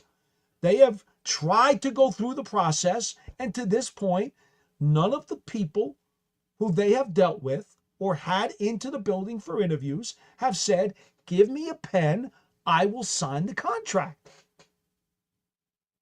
And it was the Rams who decided to extend and pony up the money to make Matthew Stafford happy that allowed them to pull him off the market. The Giants had nothing to do with Stafford staying with the Rams. That was about the extension he was offered and the money he was offered. He didn't stay there not to go somewhere else. He stayed there because the Rams came through and ponied up the years and the money to make him happy. Credit to the Rams. You don't take credit away from other teams that may have tried to get him. You give credit to the Rams for doing the smart thing, keeping an all-star quarterback who's still very, very good. It always made the most sense for Stafford to stay there and for the Rams to make sure he stayed there. I still don't understand why they put him on the block, but they did. And once they did, anybody who was looking for a veteran should have made a phone call and said, hey, can we get him?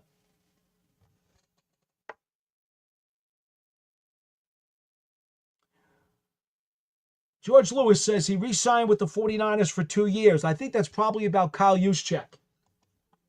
Let me just see. I'll go to Over the Cap, which is the site that most of us use to check on contractual information because they do such a nice job.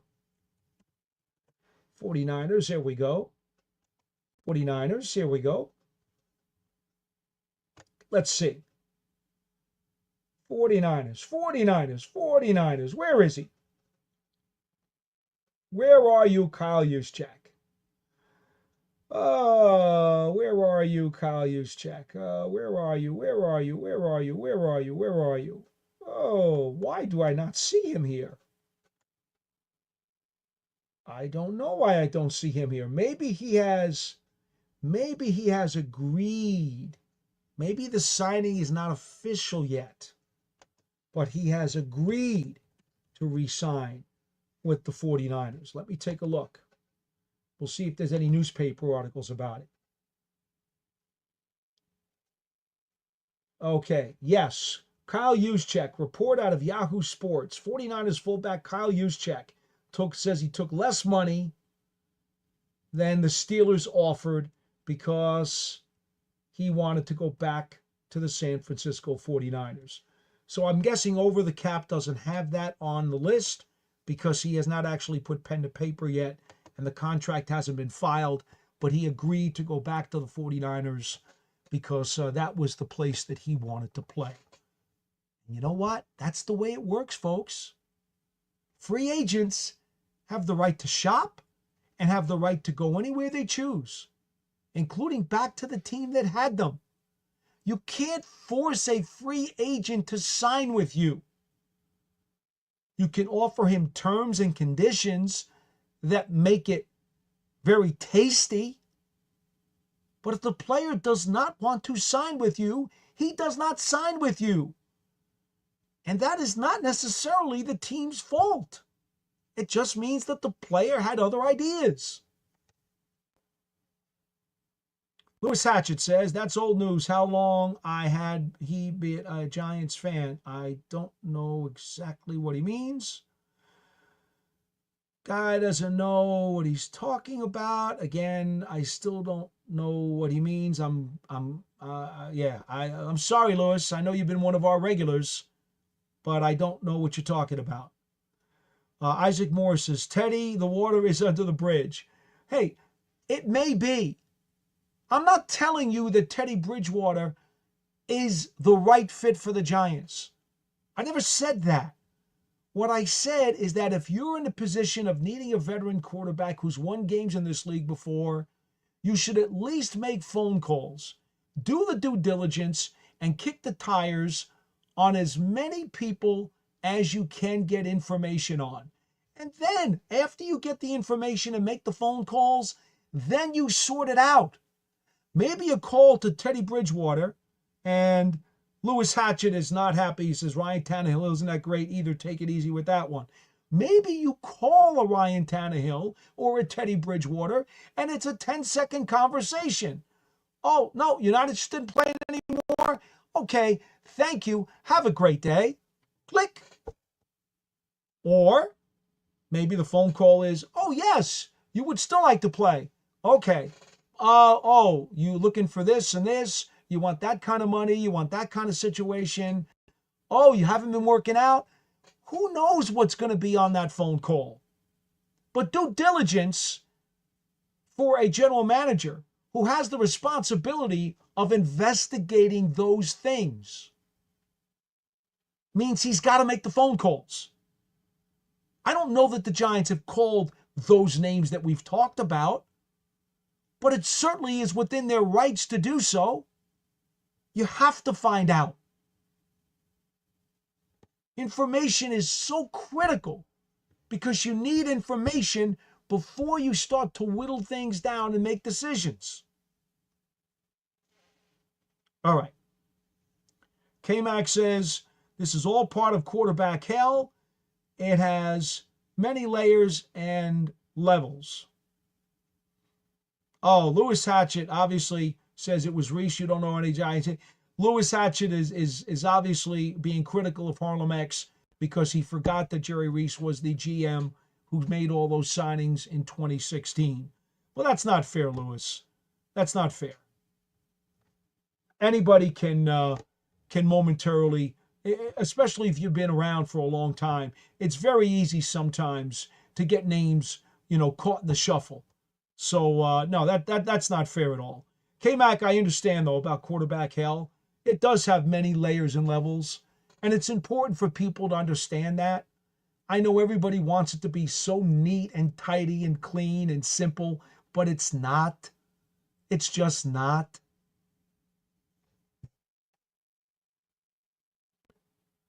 Isaac Moore says the old saying, if you have two quarterbacks, you have none. What if you already have none?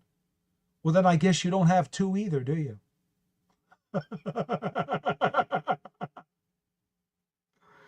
Sean Jackson says, Harlem X, who do you want to pick at 3? Well, hopefully he's on the chat and he will be able to answer you. Okay. Harlem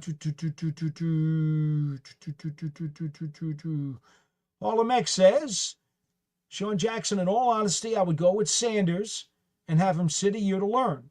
But if Shane wants to trade down or if someone wants our pick, I want 3 first-round picks for it. Harlem X, I gotta tell you this. You're not getting 3 first-round picks for the number 3 overall pick in this year's draft. That's not happening. The only way that you're going to get anything even close to that, and you're not even going to get that close, to be honest, someone's got to be desperate for a quarterback. And they got to believe that the guy is absolutely the real deal. I don't know anybody that believes Shedeur Sanders is such a lock that he is worth trading significant future draft capital for. I don't. I was at the Combine for 4 days in Indianapolis 2 weeks ago. It's roughly 2 weeks ago, almost 3 weeks ago. I couldn't find anybody who believed that somebody would trade up that high for a very steep price to go get Shedeur Sanders. I thought the only one that possibly would have been interested would have been the Raiders at 6 if they had not gotten Geno Smith. And maybe they would have been interested in trading up to 3.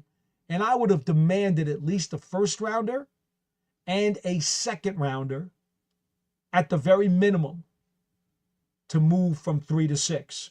But that's a moot point right now because Geno Smith landed with the Raiders, and that's a done deal. C. Sanders says, Giants should have gotten rid of Beltran and Flott and should have kept Pinnock. He is a good player. I'm not going to dispute that Pinnock's a good player. I agree with you, C. Sanders. I think he's a good player. They wanted to go for more impact. And so Holland, very high on the list of priority safeties in free agency this year, a guy who has made many clutch plays during his career with the Dolphins. He was a guy they targeted and decided that, you know what? Production per dollar, even though Pinnock is terrific value, they wanted to go for more impact. And so they did what they did. But I can appreciate your thoughts about wanting to keep Jason Pinnock. I felt the same way. I thought it was likely he was going to return. I didn't think he would break the bank, and I thought he was a good, solid NFL player. I tell people all the time, that's why I don't like to predict what the team will do. I tell you what I think I would do if I were the GM or if I were the coach. I've been doing this for 42 consecutive seasons. I've seen a lot. I've learned a lot. And so I will apply all of that into an opinion that I will give you based on what I would do if I was in that seat. I won't tell you what Joe Shane's going to do because I don't know. And for people who claim to know, that's all it is a claim. It's not reality. Gary Gaston joins the program. And actually, he was on about 15 minutes ago with his chat. And he says, hi, P. I would like to see Theo and Greg Dulcich on the field together as weapons to help the passing game. Gary, I mentioned him the other day on Big Blue Kickoff Live. And unfortunately, that did not get met with a whole lot of positive response. Now, I understand. Dulcich was graded as a very highly sought after rookie when he came out in the draft as a receiving tight end who could really be dynamic, cause matchup problems, and make plays downfield.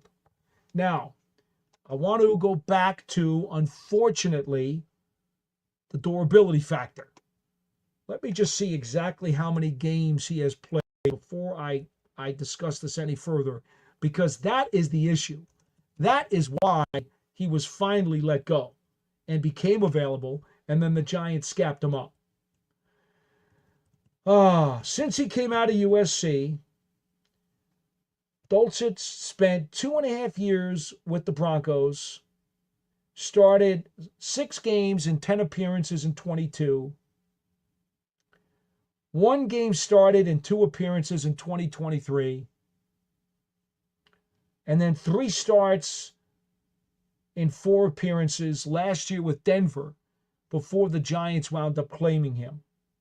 And he did make 5 appearances for the Giants and was not injured in the short month or so that he was on the Giants roster. I know this. as a rookie, okay, 10 games, again, 6 starts, 33 catches, over 400 yards, and a couple of touchdowns, averaged over 12 and a half yards a catch. Okay, nothing wrong with that. That's not bad. But based on his college numbers at UCLA, it was assumed he was going to be a major threat in the passing game. For example, his last year as a junior with the Bruins, he caught over 40 balls for over 700 yards, over 17 yards a catch, and 5 touchdowns. The season before that, in 7 games, while he only caught 26 balls, it was over 500 yards, 20 yards a catch, and 5 touchdowns. He had shown a lot of promise as a receiving tight end. And so the Giants took a flyer on him when they claimed him. I think the way I value him is as follows. I wouldn't be so quick, even though this is a really good tight end draft, specifically for receiving tight ends in the passing game, I wouldn't be so quick to draft one. You've got Theo Johnson, who I think has big upside as a receiving tight end. You've got Daniel Bellinger, who still is a young player, and I still think there's more to come from him. So I like those 2 guys as 1 and 2. Now, you got Manhurts, who's a blocking specialist, if you're going to keep a third. If you want to keep Dulcich as a receiving specialist, if you want to keep 4.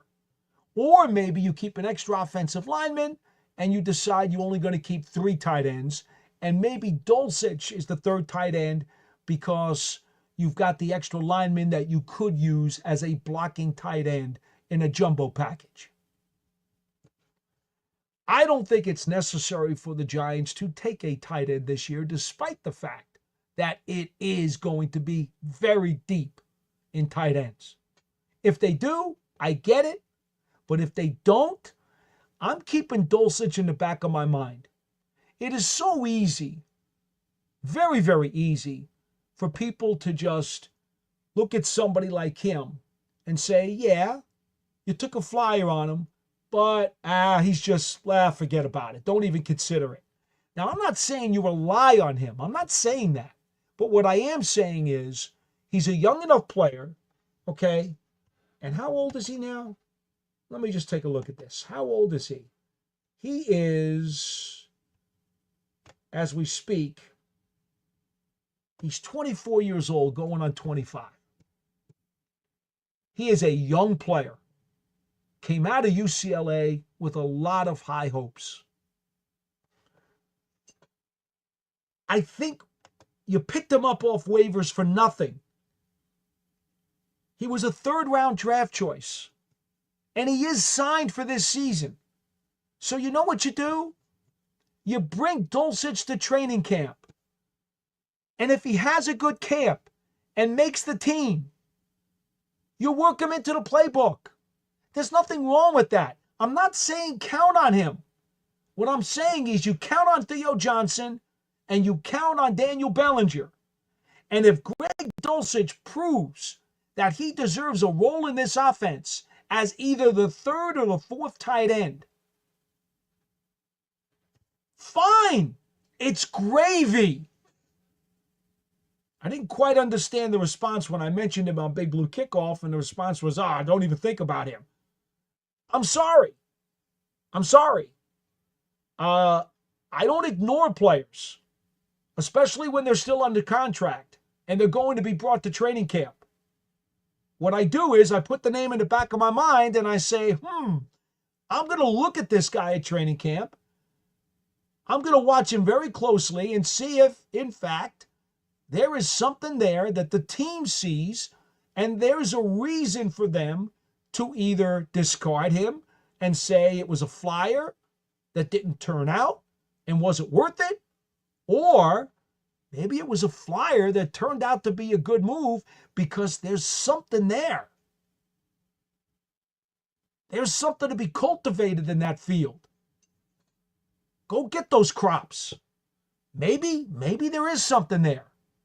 At this point on March 19th, there's nothing wrong with saying he's signed, he's coming to training camp, and he's got a chance to earn a spot on the depth chart.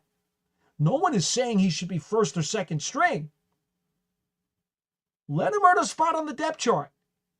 And if he does earn a spot on the depth chart, then let him earn a spot in the rotation.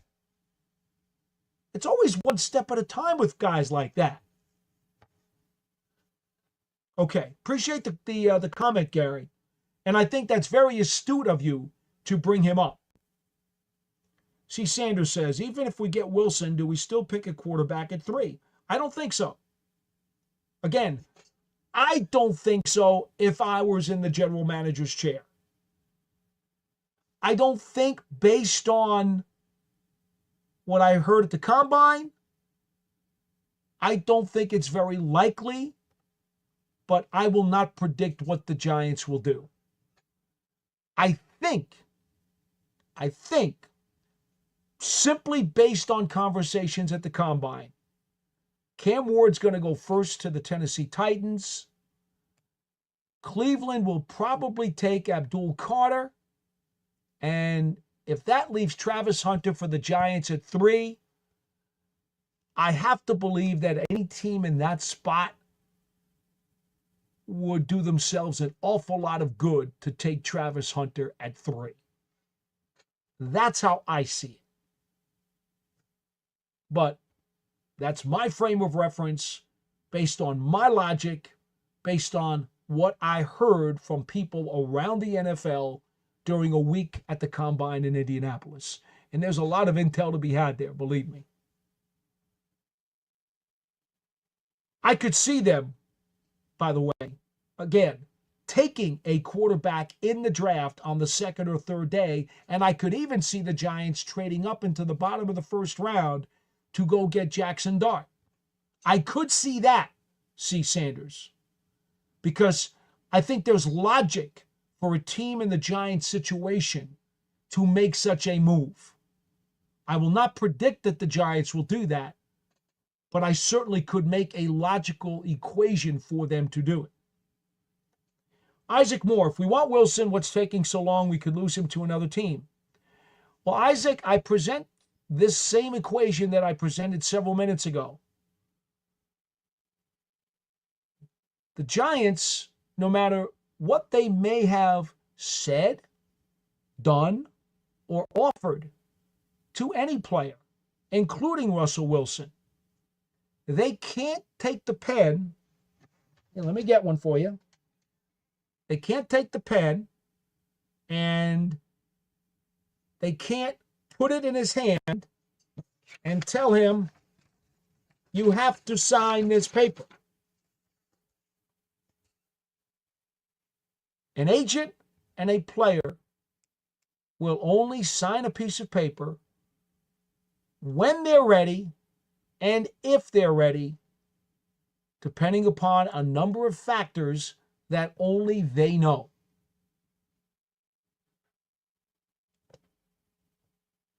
I think it makes the most sense for the Giants to have Russell Wilson in the fold. Whatever day that turns out to be, I don't know, but I think it makes the most sense. So my educated guess, and again, I don't like to be a predictor, but logically speaking, it makes the most sense. I believe that the Giants could really use Russell Wilson, and I believe that Russell Wilson could really use the Giants.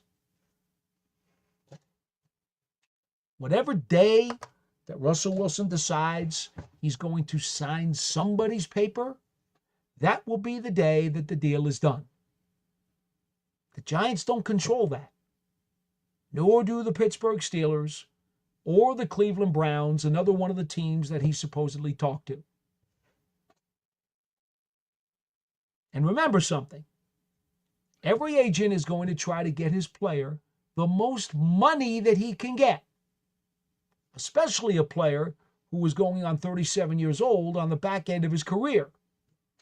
It's fair to say that a player in Russell Wilson's shoes is going to want to squeeze every penny he can out of this contract, knowing that there is a good chance it will be the last one that he signs, or at least the last one that he signs as an expected starting quarterback in the league. So think about that for a little bit, and you probably can figure out and understand why sometimes things take a little bit longer than maybe you'd like them to. Timothy Sullivan, hey, good to see you and talk to you. If you could pick one retired Giant quarterback to come back and play with the Giants in their current offense, who do you think would fit the best? Wow. Right now, Brian Daboll really likes to have a quarterback who's got some more mobility. So Jeff Hostetler would actually fit very well in Brian Daboll's offense. Now, Jeff Hostetler is not the quarterback that Eli Manning was. Jeff Hostetler is also not the quarterback Phil Simms was. Jeff Hostetler is also not the quarterback that Y.A. Tittle or Fran Tarkenton were. But I do believe, with your very specific question, Tim, based on the style of the offense that Brian Daboll likes to employ, you could make a very strong case that Jeff Hostetler actually has tools that are a better fit in all aspects than the other Giants quarterbacks of the past, all of whom, by the way, were on the Giants' all-time top 100 greatest players. I won't mention Charlie Connerly because that predates an awful lot, so I won't even go back that far. You know, they say that the pro football as a sport entered the modern era in the 1958 championship game when the Giants lost in overtime at Yankee Stadium to the Baltimore Colts. So you could identify, if you wish, the modern era of pro football is starting in 1958, and before that, it's a different conversation. Now, Connerly was still on the Giants until the early 60s, but that's probably still going back too far. What I like to do very often, although you could always go with the salary cap era, which, as we know, took effect beginning with the 1994 season, you could talk about that. You could also talk about the merger between the AFL and the NFL and say that since the merger in 1970, this is what I think. I'll just say that, all right, let's go back to the merger, 1970. Tarkenton was the Giants quarterback then. I think Tarkenton certainly would be someone that Daboll would have liked to have worked with, but I suspect he would have preferred Jeff Hostetler's tools over any of the other Giants quarterbacks of the last 50 years or so. That would be my supposition. And that's not to say he's the best. Okay, remember that. Because we all know Phil Simms and Eli Manning much better than Jeff Hostetler. We all know that. Aiden Fink, do you think Slayton was overpaid, or do you think he can reach full potential with consistent quarterback play? Well, you know, here's what I will say. I think there's a lot of value in having Darius Slayton on this team because of his professionalism, because of his production, and also because of his mentorship in the locker room. There's a lot to be said there. Overpaid is a hard word. I think a lot of the players, especially quarterbacks in particular, take up far too much of the salary cap for my liking. But that's just the way the game is today. As people tell me all the time, it's capitalism, it's the law of supply and demand. As a player, you have a product, and you have to go out and get the most that you can possibly get. So, under those terms, it's very hard to say that anybody is overpaid, because if the market and the team will come up with the money to give to said player, then technically he's not overpaid. So, Aiden, all I can say is I'm a big fan of Darius Slayton as a person and as a teammate and as a guy and as a player. I'm glad that he's here. I didn't think he would come back. I thought he would get a really sweet offer to go to a team that's much more explosive in the passing game, and also to go to a team that maybe was at a better climate, either nice, warm, beautiful weather or inside a dome that would lead to more explosiveness in the passing game. But Darius Slayton decided to stay. And so I think that's a good thing for the Giants. Oh, next, go back and watch Hyatt games where Tyrell Taylor was playing. I'm telling you, he has a presence. And every time he caught the ball, you could feel the "see, I told you I'm good" jumping off of him. Okay. And Isaac Moore says, why can't Hyatt be like Deshaun Jackson type? Olamek says he and Deshaun Jackson has Deshaun Jackson elements to his game, and his body movements are similar to Tyreek. He's not Tyreek Hill, but he moves like him. Interesting conversation between some of our viewers, and that's certainly welcome. We appreciate that. I will continue to say that the sands in the hourglass on Jalen Hyatt are running thin. He needs to have a productive breakout season in 2025. He has to. There is, whatever the reasons are that it hasn't happened, it needs to happen for him this year. Hey, Chris Kalath says, hey, Paul, you know I'm a big Isaiah Simmons fan.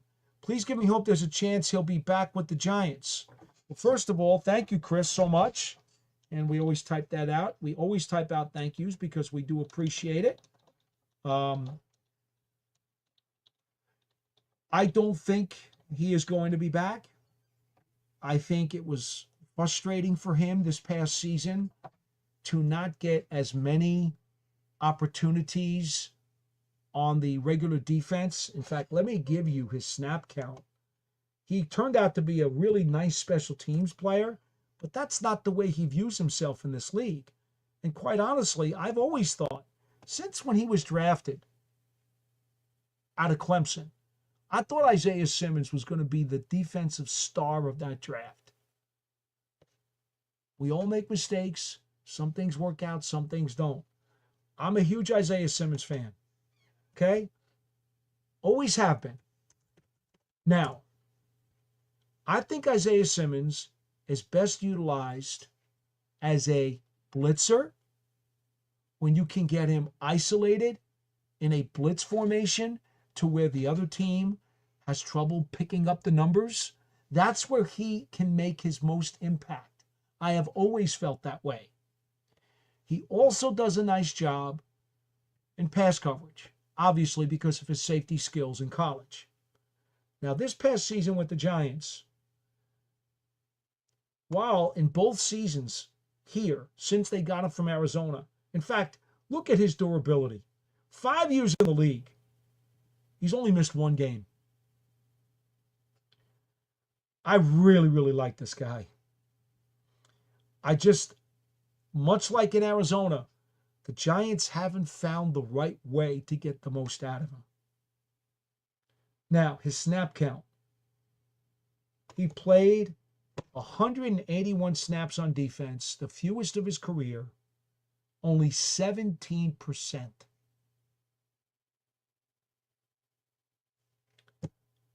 I hope that Isaiah Simmons lands with a team that makes him a significant part of their blitz package. Now remember, Shane Bowen, the Giants defensive coordinator, is not like Wink Martindale.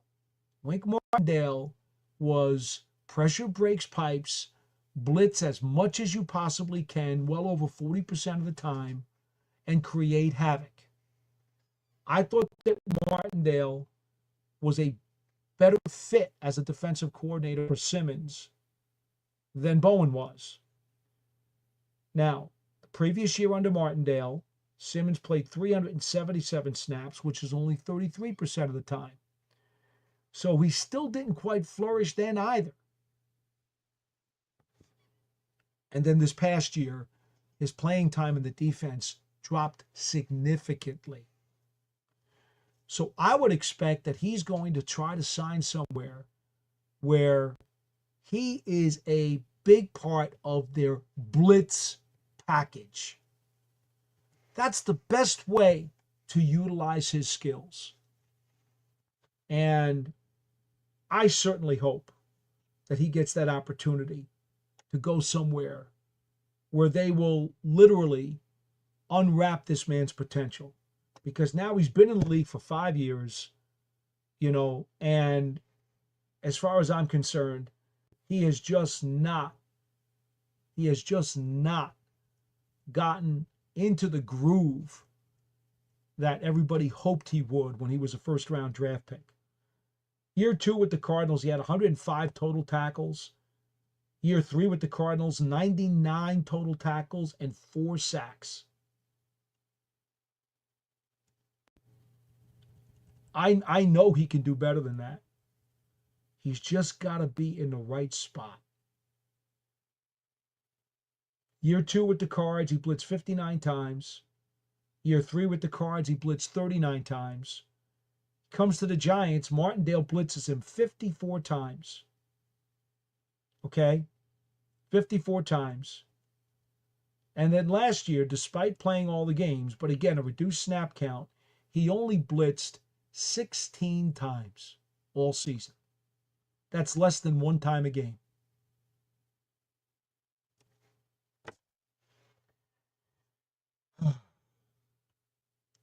Yeah, that one's frustrating, and I know he's frustrated. And so I expect him to land somewhere where they're going to let him loose. Thank you, Chris, for you to not only be a super chat person and appreciating our program like you did, but also for your comments, because I do understand, okay? I do understand, and I share my feelings in terms of Simmons' potential. Thank you. All right, we're going to take this thing till 10:30. We're over 1,300 live views right now, which is a really nice number. Not anywhere near what we had last week, but it's still a good number.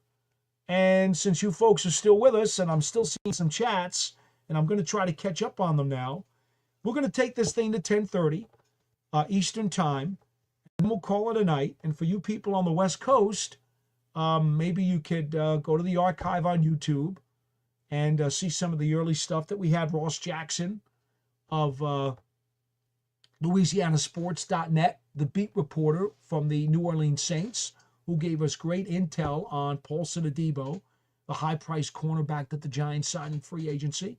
And then he also talked to us about how Jameson Winston could possibly fit in if the Giants were to actually bring him in as one of the QBs. Okay. Gary Gaston says, P-Dot, if both quarterbacks are gone at 3, how far are you willing to trade back? And what position do you want back in capital? What position would you pick? Well, the 2 quarterbacks go. I got no problem with that at all, because I'm taking Travis Hunter or Abdul Carter. So, no, I'm not trading back there at all.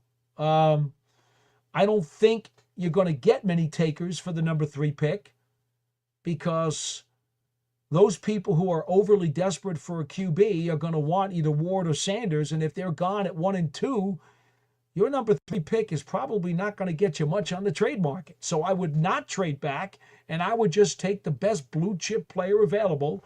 And there are 2 players who are the best 2 players in this draft, Travis Hunter and Abdul Carter. Now, Abdul Carter has a stress reaction, which means the bone density in one of his feet okay, is a little bit weakened. And there is the potential there for a fracture or a break. That's what was discovered at the NFL Combine. I would send him through a medical check before I took him. I tend to right now say I would take Travis Hunter because of his ability to be a top flight corner or a top flight receiver. I still think long term he's going to be a corner who has some of a receiver's package. But in the beginning, if Banks and Adebo are playing great on the outside, and Adebo is an outside guy, he's not a slot guy, as you heard our guests talk about. You got Drew Phillips in the slot. You got Banks and Adebo outside. So maybe if those two guys are playing great on the outside, Travis Hunter maybe doesn't play the first couple months of the season at corner. You're training him as a corner, but maybe he doesn't play there. But maybe in September and October, you've got 10 plays in the playbook that you like to use him as a wide receiver. So maybe he makes some big impactful plays at receiver while he's waiting for an opportunity to get in as a cornerback. And he's healthy, he's durable, he checks all the boxes intangibles wise. To me, I have to take Travis Hunter at 3. But I could understand if the Giants took Abdul Carter at 3 because he is a blue chip pass rusher, and you can never have enough of those. The asterisk here is on the medicals. He's going to have to do things at his pro day. Let's see what he does at his pro day. Let's see if he takes a 30-30 visit with the Giants and what they find out about his foot then. If the medical people threw up a yellow flag, it's a no-brainer. You're taking Travis Hunter 10 times out of 10 over Abdul Carter if the medical people say yellow flag on his foot. If the medical people say green flag on his foot, we have complete confidence that that's not going to be a chronic problem and it's not going to have any significant issues, not only this year, but throughout his career. Now you really have to be in Joe Shane's chair and figure out what are you going to do. And I get it. Premier pass rushers are fewer and farther between than high-level corners. Premier pass rushers reach the market much fewer times than high-level corners or high-level receivers. Premium-level pass rushers, if you have to get them in free agency, will cost you a lot more than high-level corners will.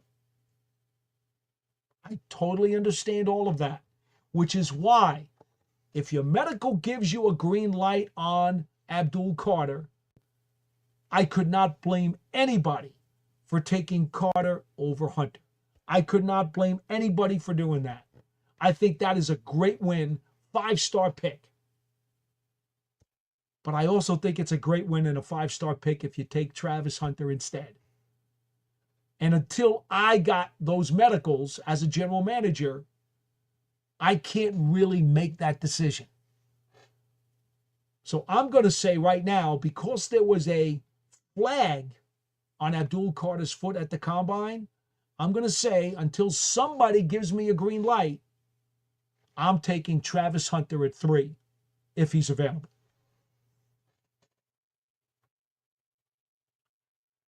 Harlem X about Slayton, I believe, says he just needs a quarterback to bring the offense out. Sean Jackson says, Harlem X, I think our Giants will draft Shador at 3 unless Cam Ward is also available at 3.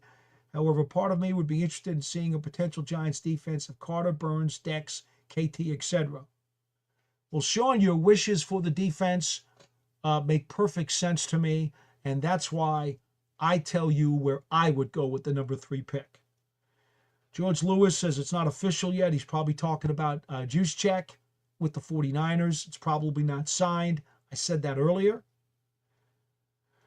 Harlem X says, Sean Jackson, I'm a defensive player and coach myself, so I'm always going to be biased, but I don't know anything about Cam Ward outside of what I've been hearing. Never saw him play. Keith Stitz says, scenario, draft Abdul Carter at 3, then focus on D-line, quarterback, O-line, bruising running backs in a lot of rounds. Keith, I've got no problem with what you're saying right there. None at all. That's fine. Again, give me the green light from the medicals to draft Abdul Carter. And then what you have there, I don't have a problem with. No, why would I? You're making sense. I love people who make sense. C. Sanders, thank you, P. Dot. Have a great night and go Giants. You too, my man. I know I'm a little late here. I'm almost a half hour behind. So sorry. Fantasy-wise says, if we are smart, take Carter at 3, and we draft a quarterback next year during draft actually has good quarterbacks. Fantasy-wise, that's part of why I would do the same. Now, I do like Jackson Dart. I don't necessarily know that the Giants are going to be able to get him by moving up into the bottom of the first round, because I think he's going to go in the first round. So I don't think they're going to be able to get him. I might consider Tyler Shuck out of Louisville, maybe at the beginning of the 3rd round. Okay? I might do that. But I agree with you. I would actually not have a big problem with waiting to get the next young franchise quarterback that everybody wants to get in next year's draft.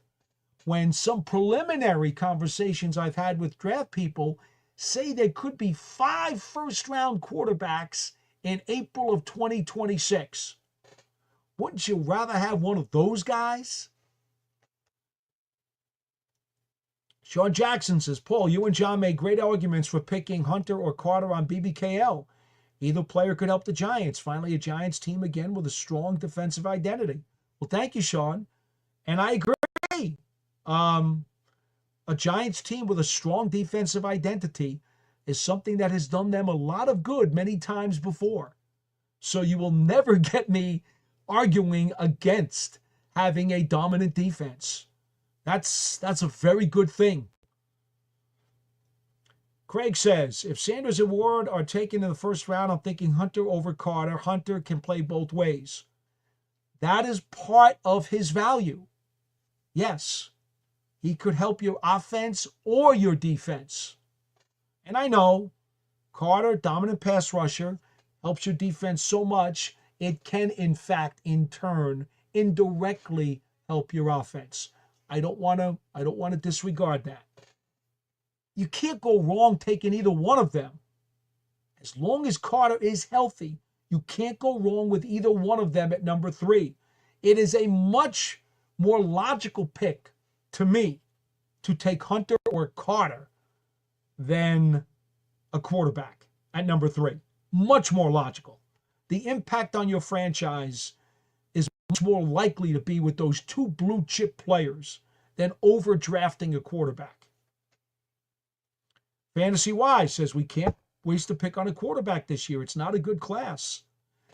I'm starting to like the group of people who are starting to see it that way, because as of 2-3 months ago, it seemed like I was like the lone wolf.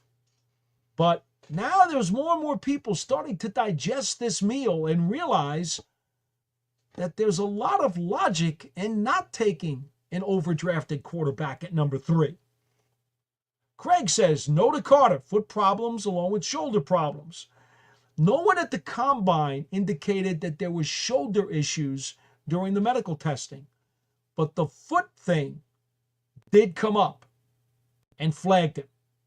The shoulder thing, that was not, there was no shoulder issue mentioned at the combine.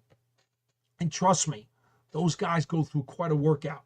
The diagnostic is something. They put them through everything. Rose Tap 87, let's draft a kicker or fix the situation. I don't trust Gano anymore. You know what? It's interesting you say that. Graham Gano is making he's one of the higher paid kickers in the league. And I was actually saying to somebody the other day, Graham Gano is still a terrific kicker. And to prove this, I want to just mention to you that last season, he was 9 out of 11 with a long of 53, which is 82% accuracy. His career accuracy is 84%. So he's really not dropped off, but even a hair. And remember, last year he battled injury. We all knew that, he had problems with his plant leg knee. So I don't know if Graham Gano becomes an economic issue and they decide they've got to do something with him because his contract is a little bit too rich for their liking. That I don't know. But in terms of his ability, he's been with the Giants now for 5 seasons. I know in each of the last 2 seasons, there's no doubt, right?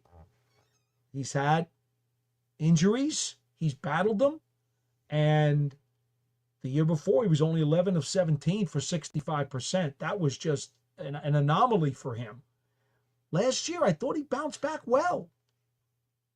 So that's my thoughts on Graham Gano. C-Mac, the cable guy, there's no way they're going to risk getting fired without drafting their franchise quarterback. Well, yeah, but you got to believe in the franchise quarterback. And it does seem very likely, very, very likely, that Cam Ward's going to be taken by the Tennessee Titans. And from everyone I spoke with at the Combine, it's not even close. He is by far the best quarterback prospect in this draft. And then there's a dip. Yeah, Sanders is number 2 by most counts, but not 2 slots. It's more like a lot more slots. So how much do you truly believe that you're passing on a franchise quarterback if you take a defensive player at 3? That becomes the tricky part. Now, he also mentions Dart's getting drafted in New Orleans at 9. I did not talk to Ross about Jackson Dart, but what I will say is earlier today, there was a mock draft put out, and they did have Jackson Dart being taken at 9 by the Saints. And I can't remember who put out that mock draft. Let me see if I can find it. Let me see. Oh, I don't know who that was now. Let's see.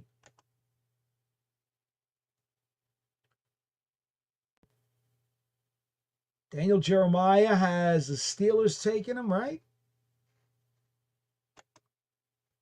And they're, of course, much further down. Let's see here.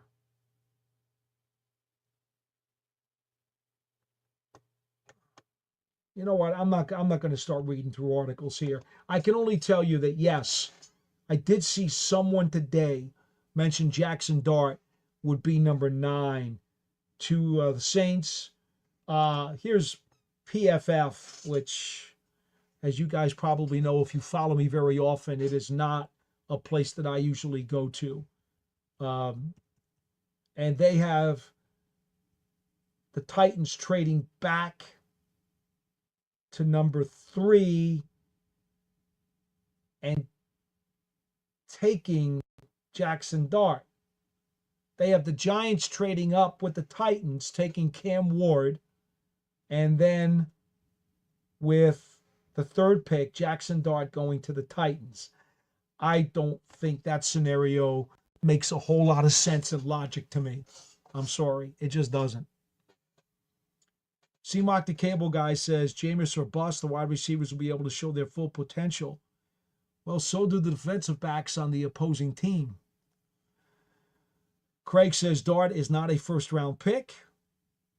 I know, but again, part of the problem here, Craig, is that quarterbacks get overdrafted. The good news is if you take Dart, okay, down at the end of the 1st round or at the top of the 2nd round, you have the luxury, if you sign Russell Wilson, to allow Dart to sit for a year or 2 and then develop. If you like his skill set or his tools enough to believe that he would be good value down at that part or neighborhood of the draft. But I understand. I understand when you say that. C-Mac, the cable guy, says, so why go with inferior talent? This is what frustrates Giants fans. Same thing they said about Penix and Nix. Or you don't know me very well because I was a huge Bo Nix fan and said last year that the two best quarterbacks in last year's draft would in fact be Drake May and Bo Nix. So I was not a Penix guy. And by the way, his performance last year was a very small sample size and did not exactly blow the stars and the moon away. I would say that Drake May clearly showed he has a future as a franchise quarterback, and Bo Nix did the same thing. C-Mac, the cable guy, says Hyatt will only prosper with Jameis at quarterback. Ask Jerry Judy. As we get to our last couple of chats here before we sign off, Rose Tap 87, is Kafka or Dable calling the plays? I feel like it was better when Kafka called the plays. Your thoughts? We should trade Hyatt for a QB since we don't use him. Okay, that's interesting. I like this one. Rose Tap 87, we need to draft a Brandon Jacobs type of running back. Yes, I also agree. I'd love a bruiser in the running backs room. We need to bring back the power running back game and get a fullback. Rose Tap, no argument for me. I do think getting a big bruiser who could pound away in short yardage and on the goal line would be a tremendous asset for the Giants. I happen to agree with that. As far as the play calling, no. Dable has said that he and John Mara have both said that Dable discussed the possibility of giving up the play calling this year. That is something he has not decided on yet, at least not to my knowledge, but it is under consideration. I do understand your point that when Kafka called the plays in 2022, the Giants had a more successful offense. They also had a little bit of a different personnel grouping, and they did make the playoffs. Those are facts. I can't change that in any way. The offense has had different personnel groupings since that time, and they've also had a lot of players get hurt, and they've had players underachieve. This past year, second half of the season, they really didn't have functional quarterback play either. So that all has to get taken into account when Dable finally makes his decision. But I do understand the question, and I do understand, as I've always said, I personally prefer a CEO head coach who does not call the plays. If I were general manager, that's the way that I would prefer my team runs it. And you know what? I'm not the general manager. So my opinion does not count. But I do understand. I believe there are about a third of the teams in the league right now who have head coaches who call the plays on offense. Some of them, like Andy Reid, have won Super Bowls, right? McVay with the Rams won a Super Bowl. It can be done. It's been successful for some people. Then again, there are other head coaches who have won Super Bowls without calling the plays. So there's no right or wrong answer to calling the plays. There is no right or wrong answer. It's about your preference, and then how efficient does the decision become as you go through the season with the pieces that you have at your disposal. That ultimately provides the answer as to how productive your decision was. It doesn't mean the decision was right or wrong. It just means the situation and the circumstances led to a certain level of production. Well, that'll do it, folks. We've actually done 2.5 hours here on the Big Blue Kickoff Live on the New York Giants on SI YouTube page and media network. We did get up to over 1,400 live views tonight, which is a nice number. And I'm so grateful to all of you for joining us on tonight's program. We will be back next Wednesday night at 8 p.m. Eastern Time with another live show to take your chats, your phone calls, and your audio calls. Of course, the Giants situation is fluid at quarterback. We still don't know exactly when that situation will be resolved. When it is done and resolved, we will try to see if we can do something that day. I can't make any promises. I do have other commitments, other working commitments, and so forth and so on that may or may not make that a possibility. But we could always try to do something. So I invite you to stay tuned to my Twitter page at GiantsWFAN, where I always give you guys advance warning, if you call it a warning, maybe you do, maybe you don't, of when we're going to be on next. But the idea is to keep a steady time frame. Wednesday nights, 8 p.m. Eastern Time. We'll always try to do at least an hour. In fact, I prefer to do 90 minutes. And then if you guys keep coming through with some good questions and comments, we take it longer. Tonight, we took it for 2.5 hours. Thanks to Ross Jackson, at Ross Jackson, NOLA. He is the Saints beat reporter for the Locked On Podcast Network, also for LouisianaSports.net, also a Saints analyst on WWL-TV in New Orleans. He was terrific. If you want to go back to the archive of our show, 15 minutes into the program, he came on and did about 20 to 25 minutes with us.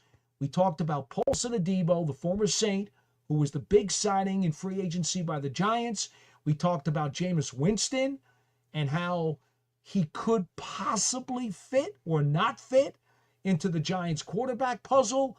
And then we also talked about wide receiver Malik Nabers, the former LSU star, who just had a sensational rookie season with over 100 grabs for the Giants in 2024. But for now, that will do it. Tell your friends about us. We certainly like as many people as possible who want to come in and join the party and talk New York Giants football. Because after all, is there anything more that you'd rather do than talk New York Giants football? Not me, although I do like to see the Knicks win. That'll do it for tonight's program. I'm Paul Dottino. We will see you next time, everybody. Thank you so much for joining us on the Big Blue Breakdown Live. And don't forget to leave some comments or subscribe to our program. We certainly enjoy having you here. So long, everybody.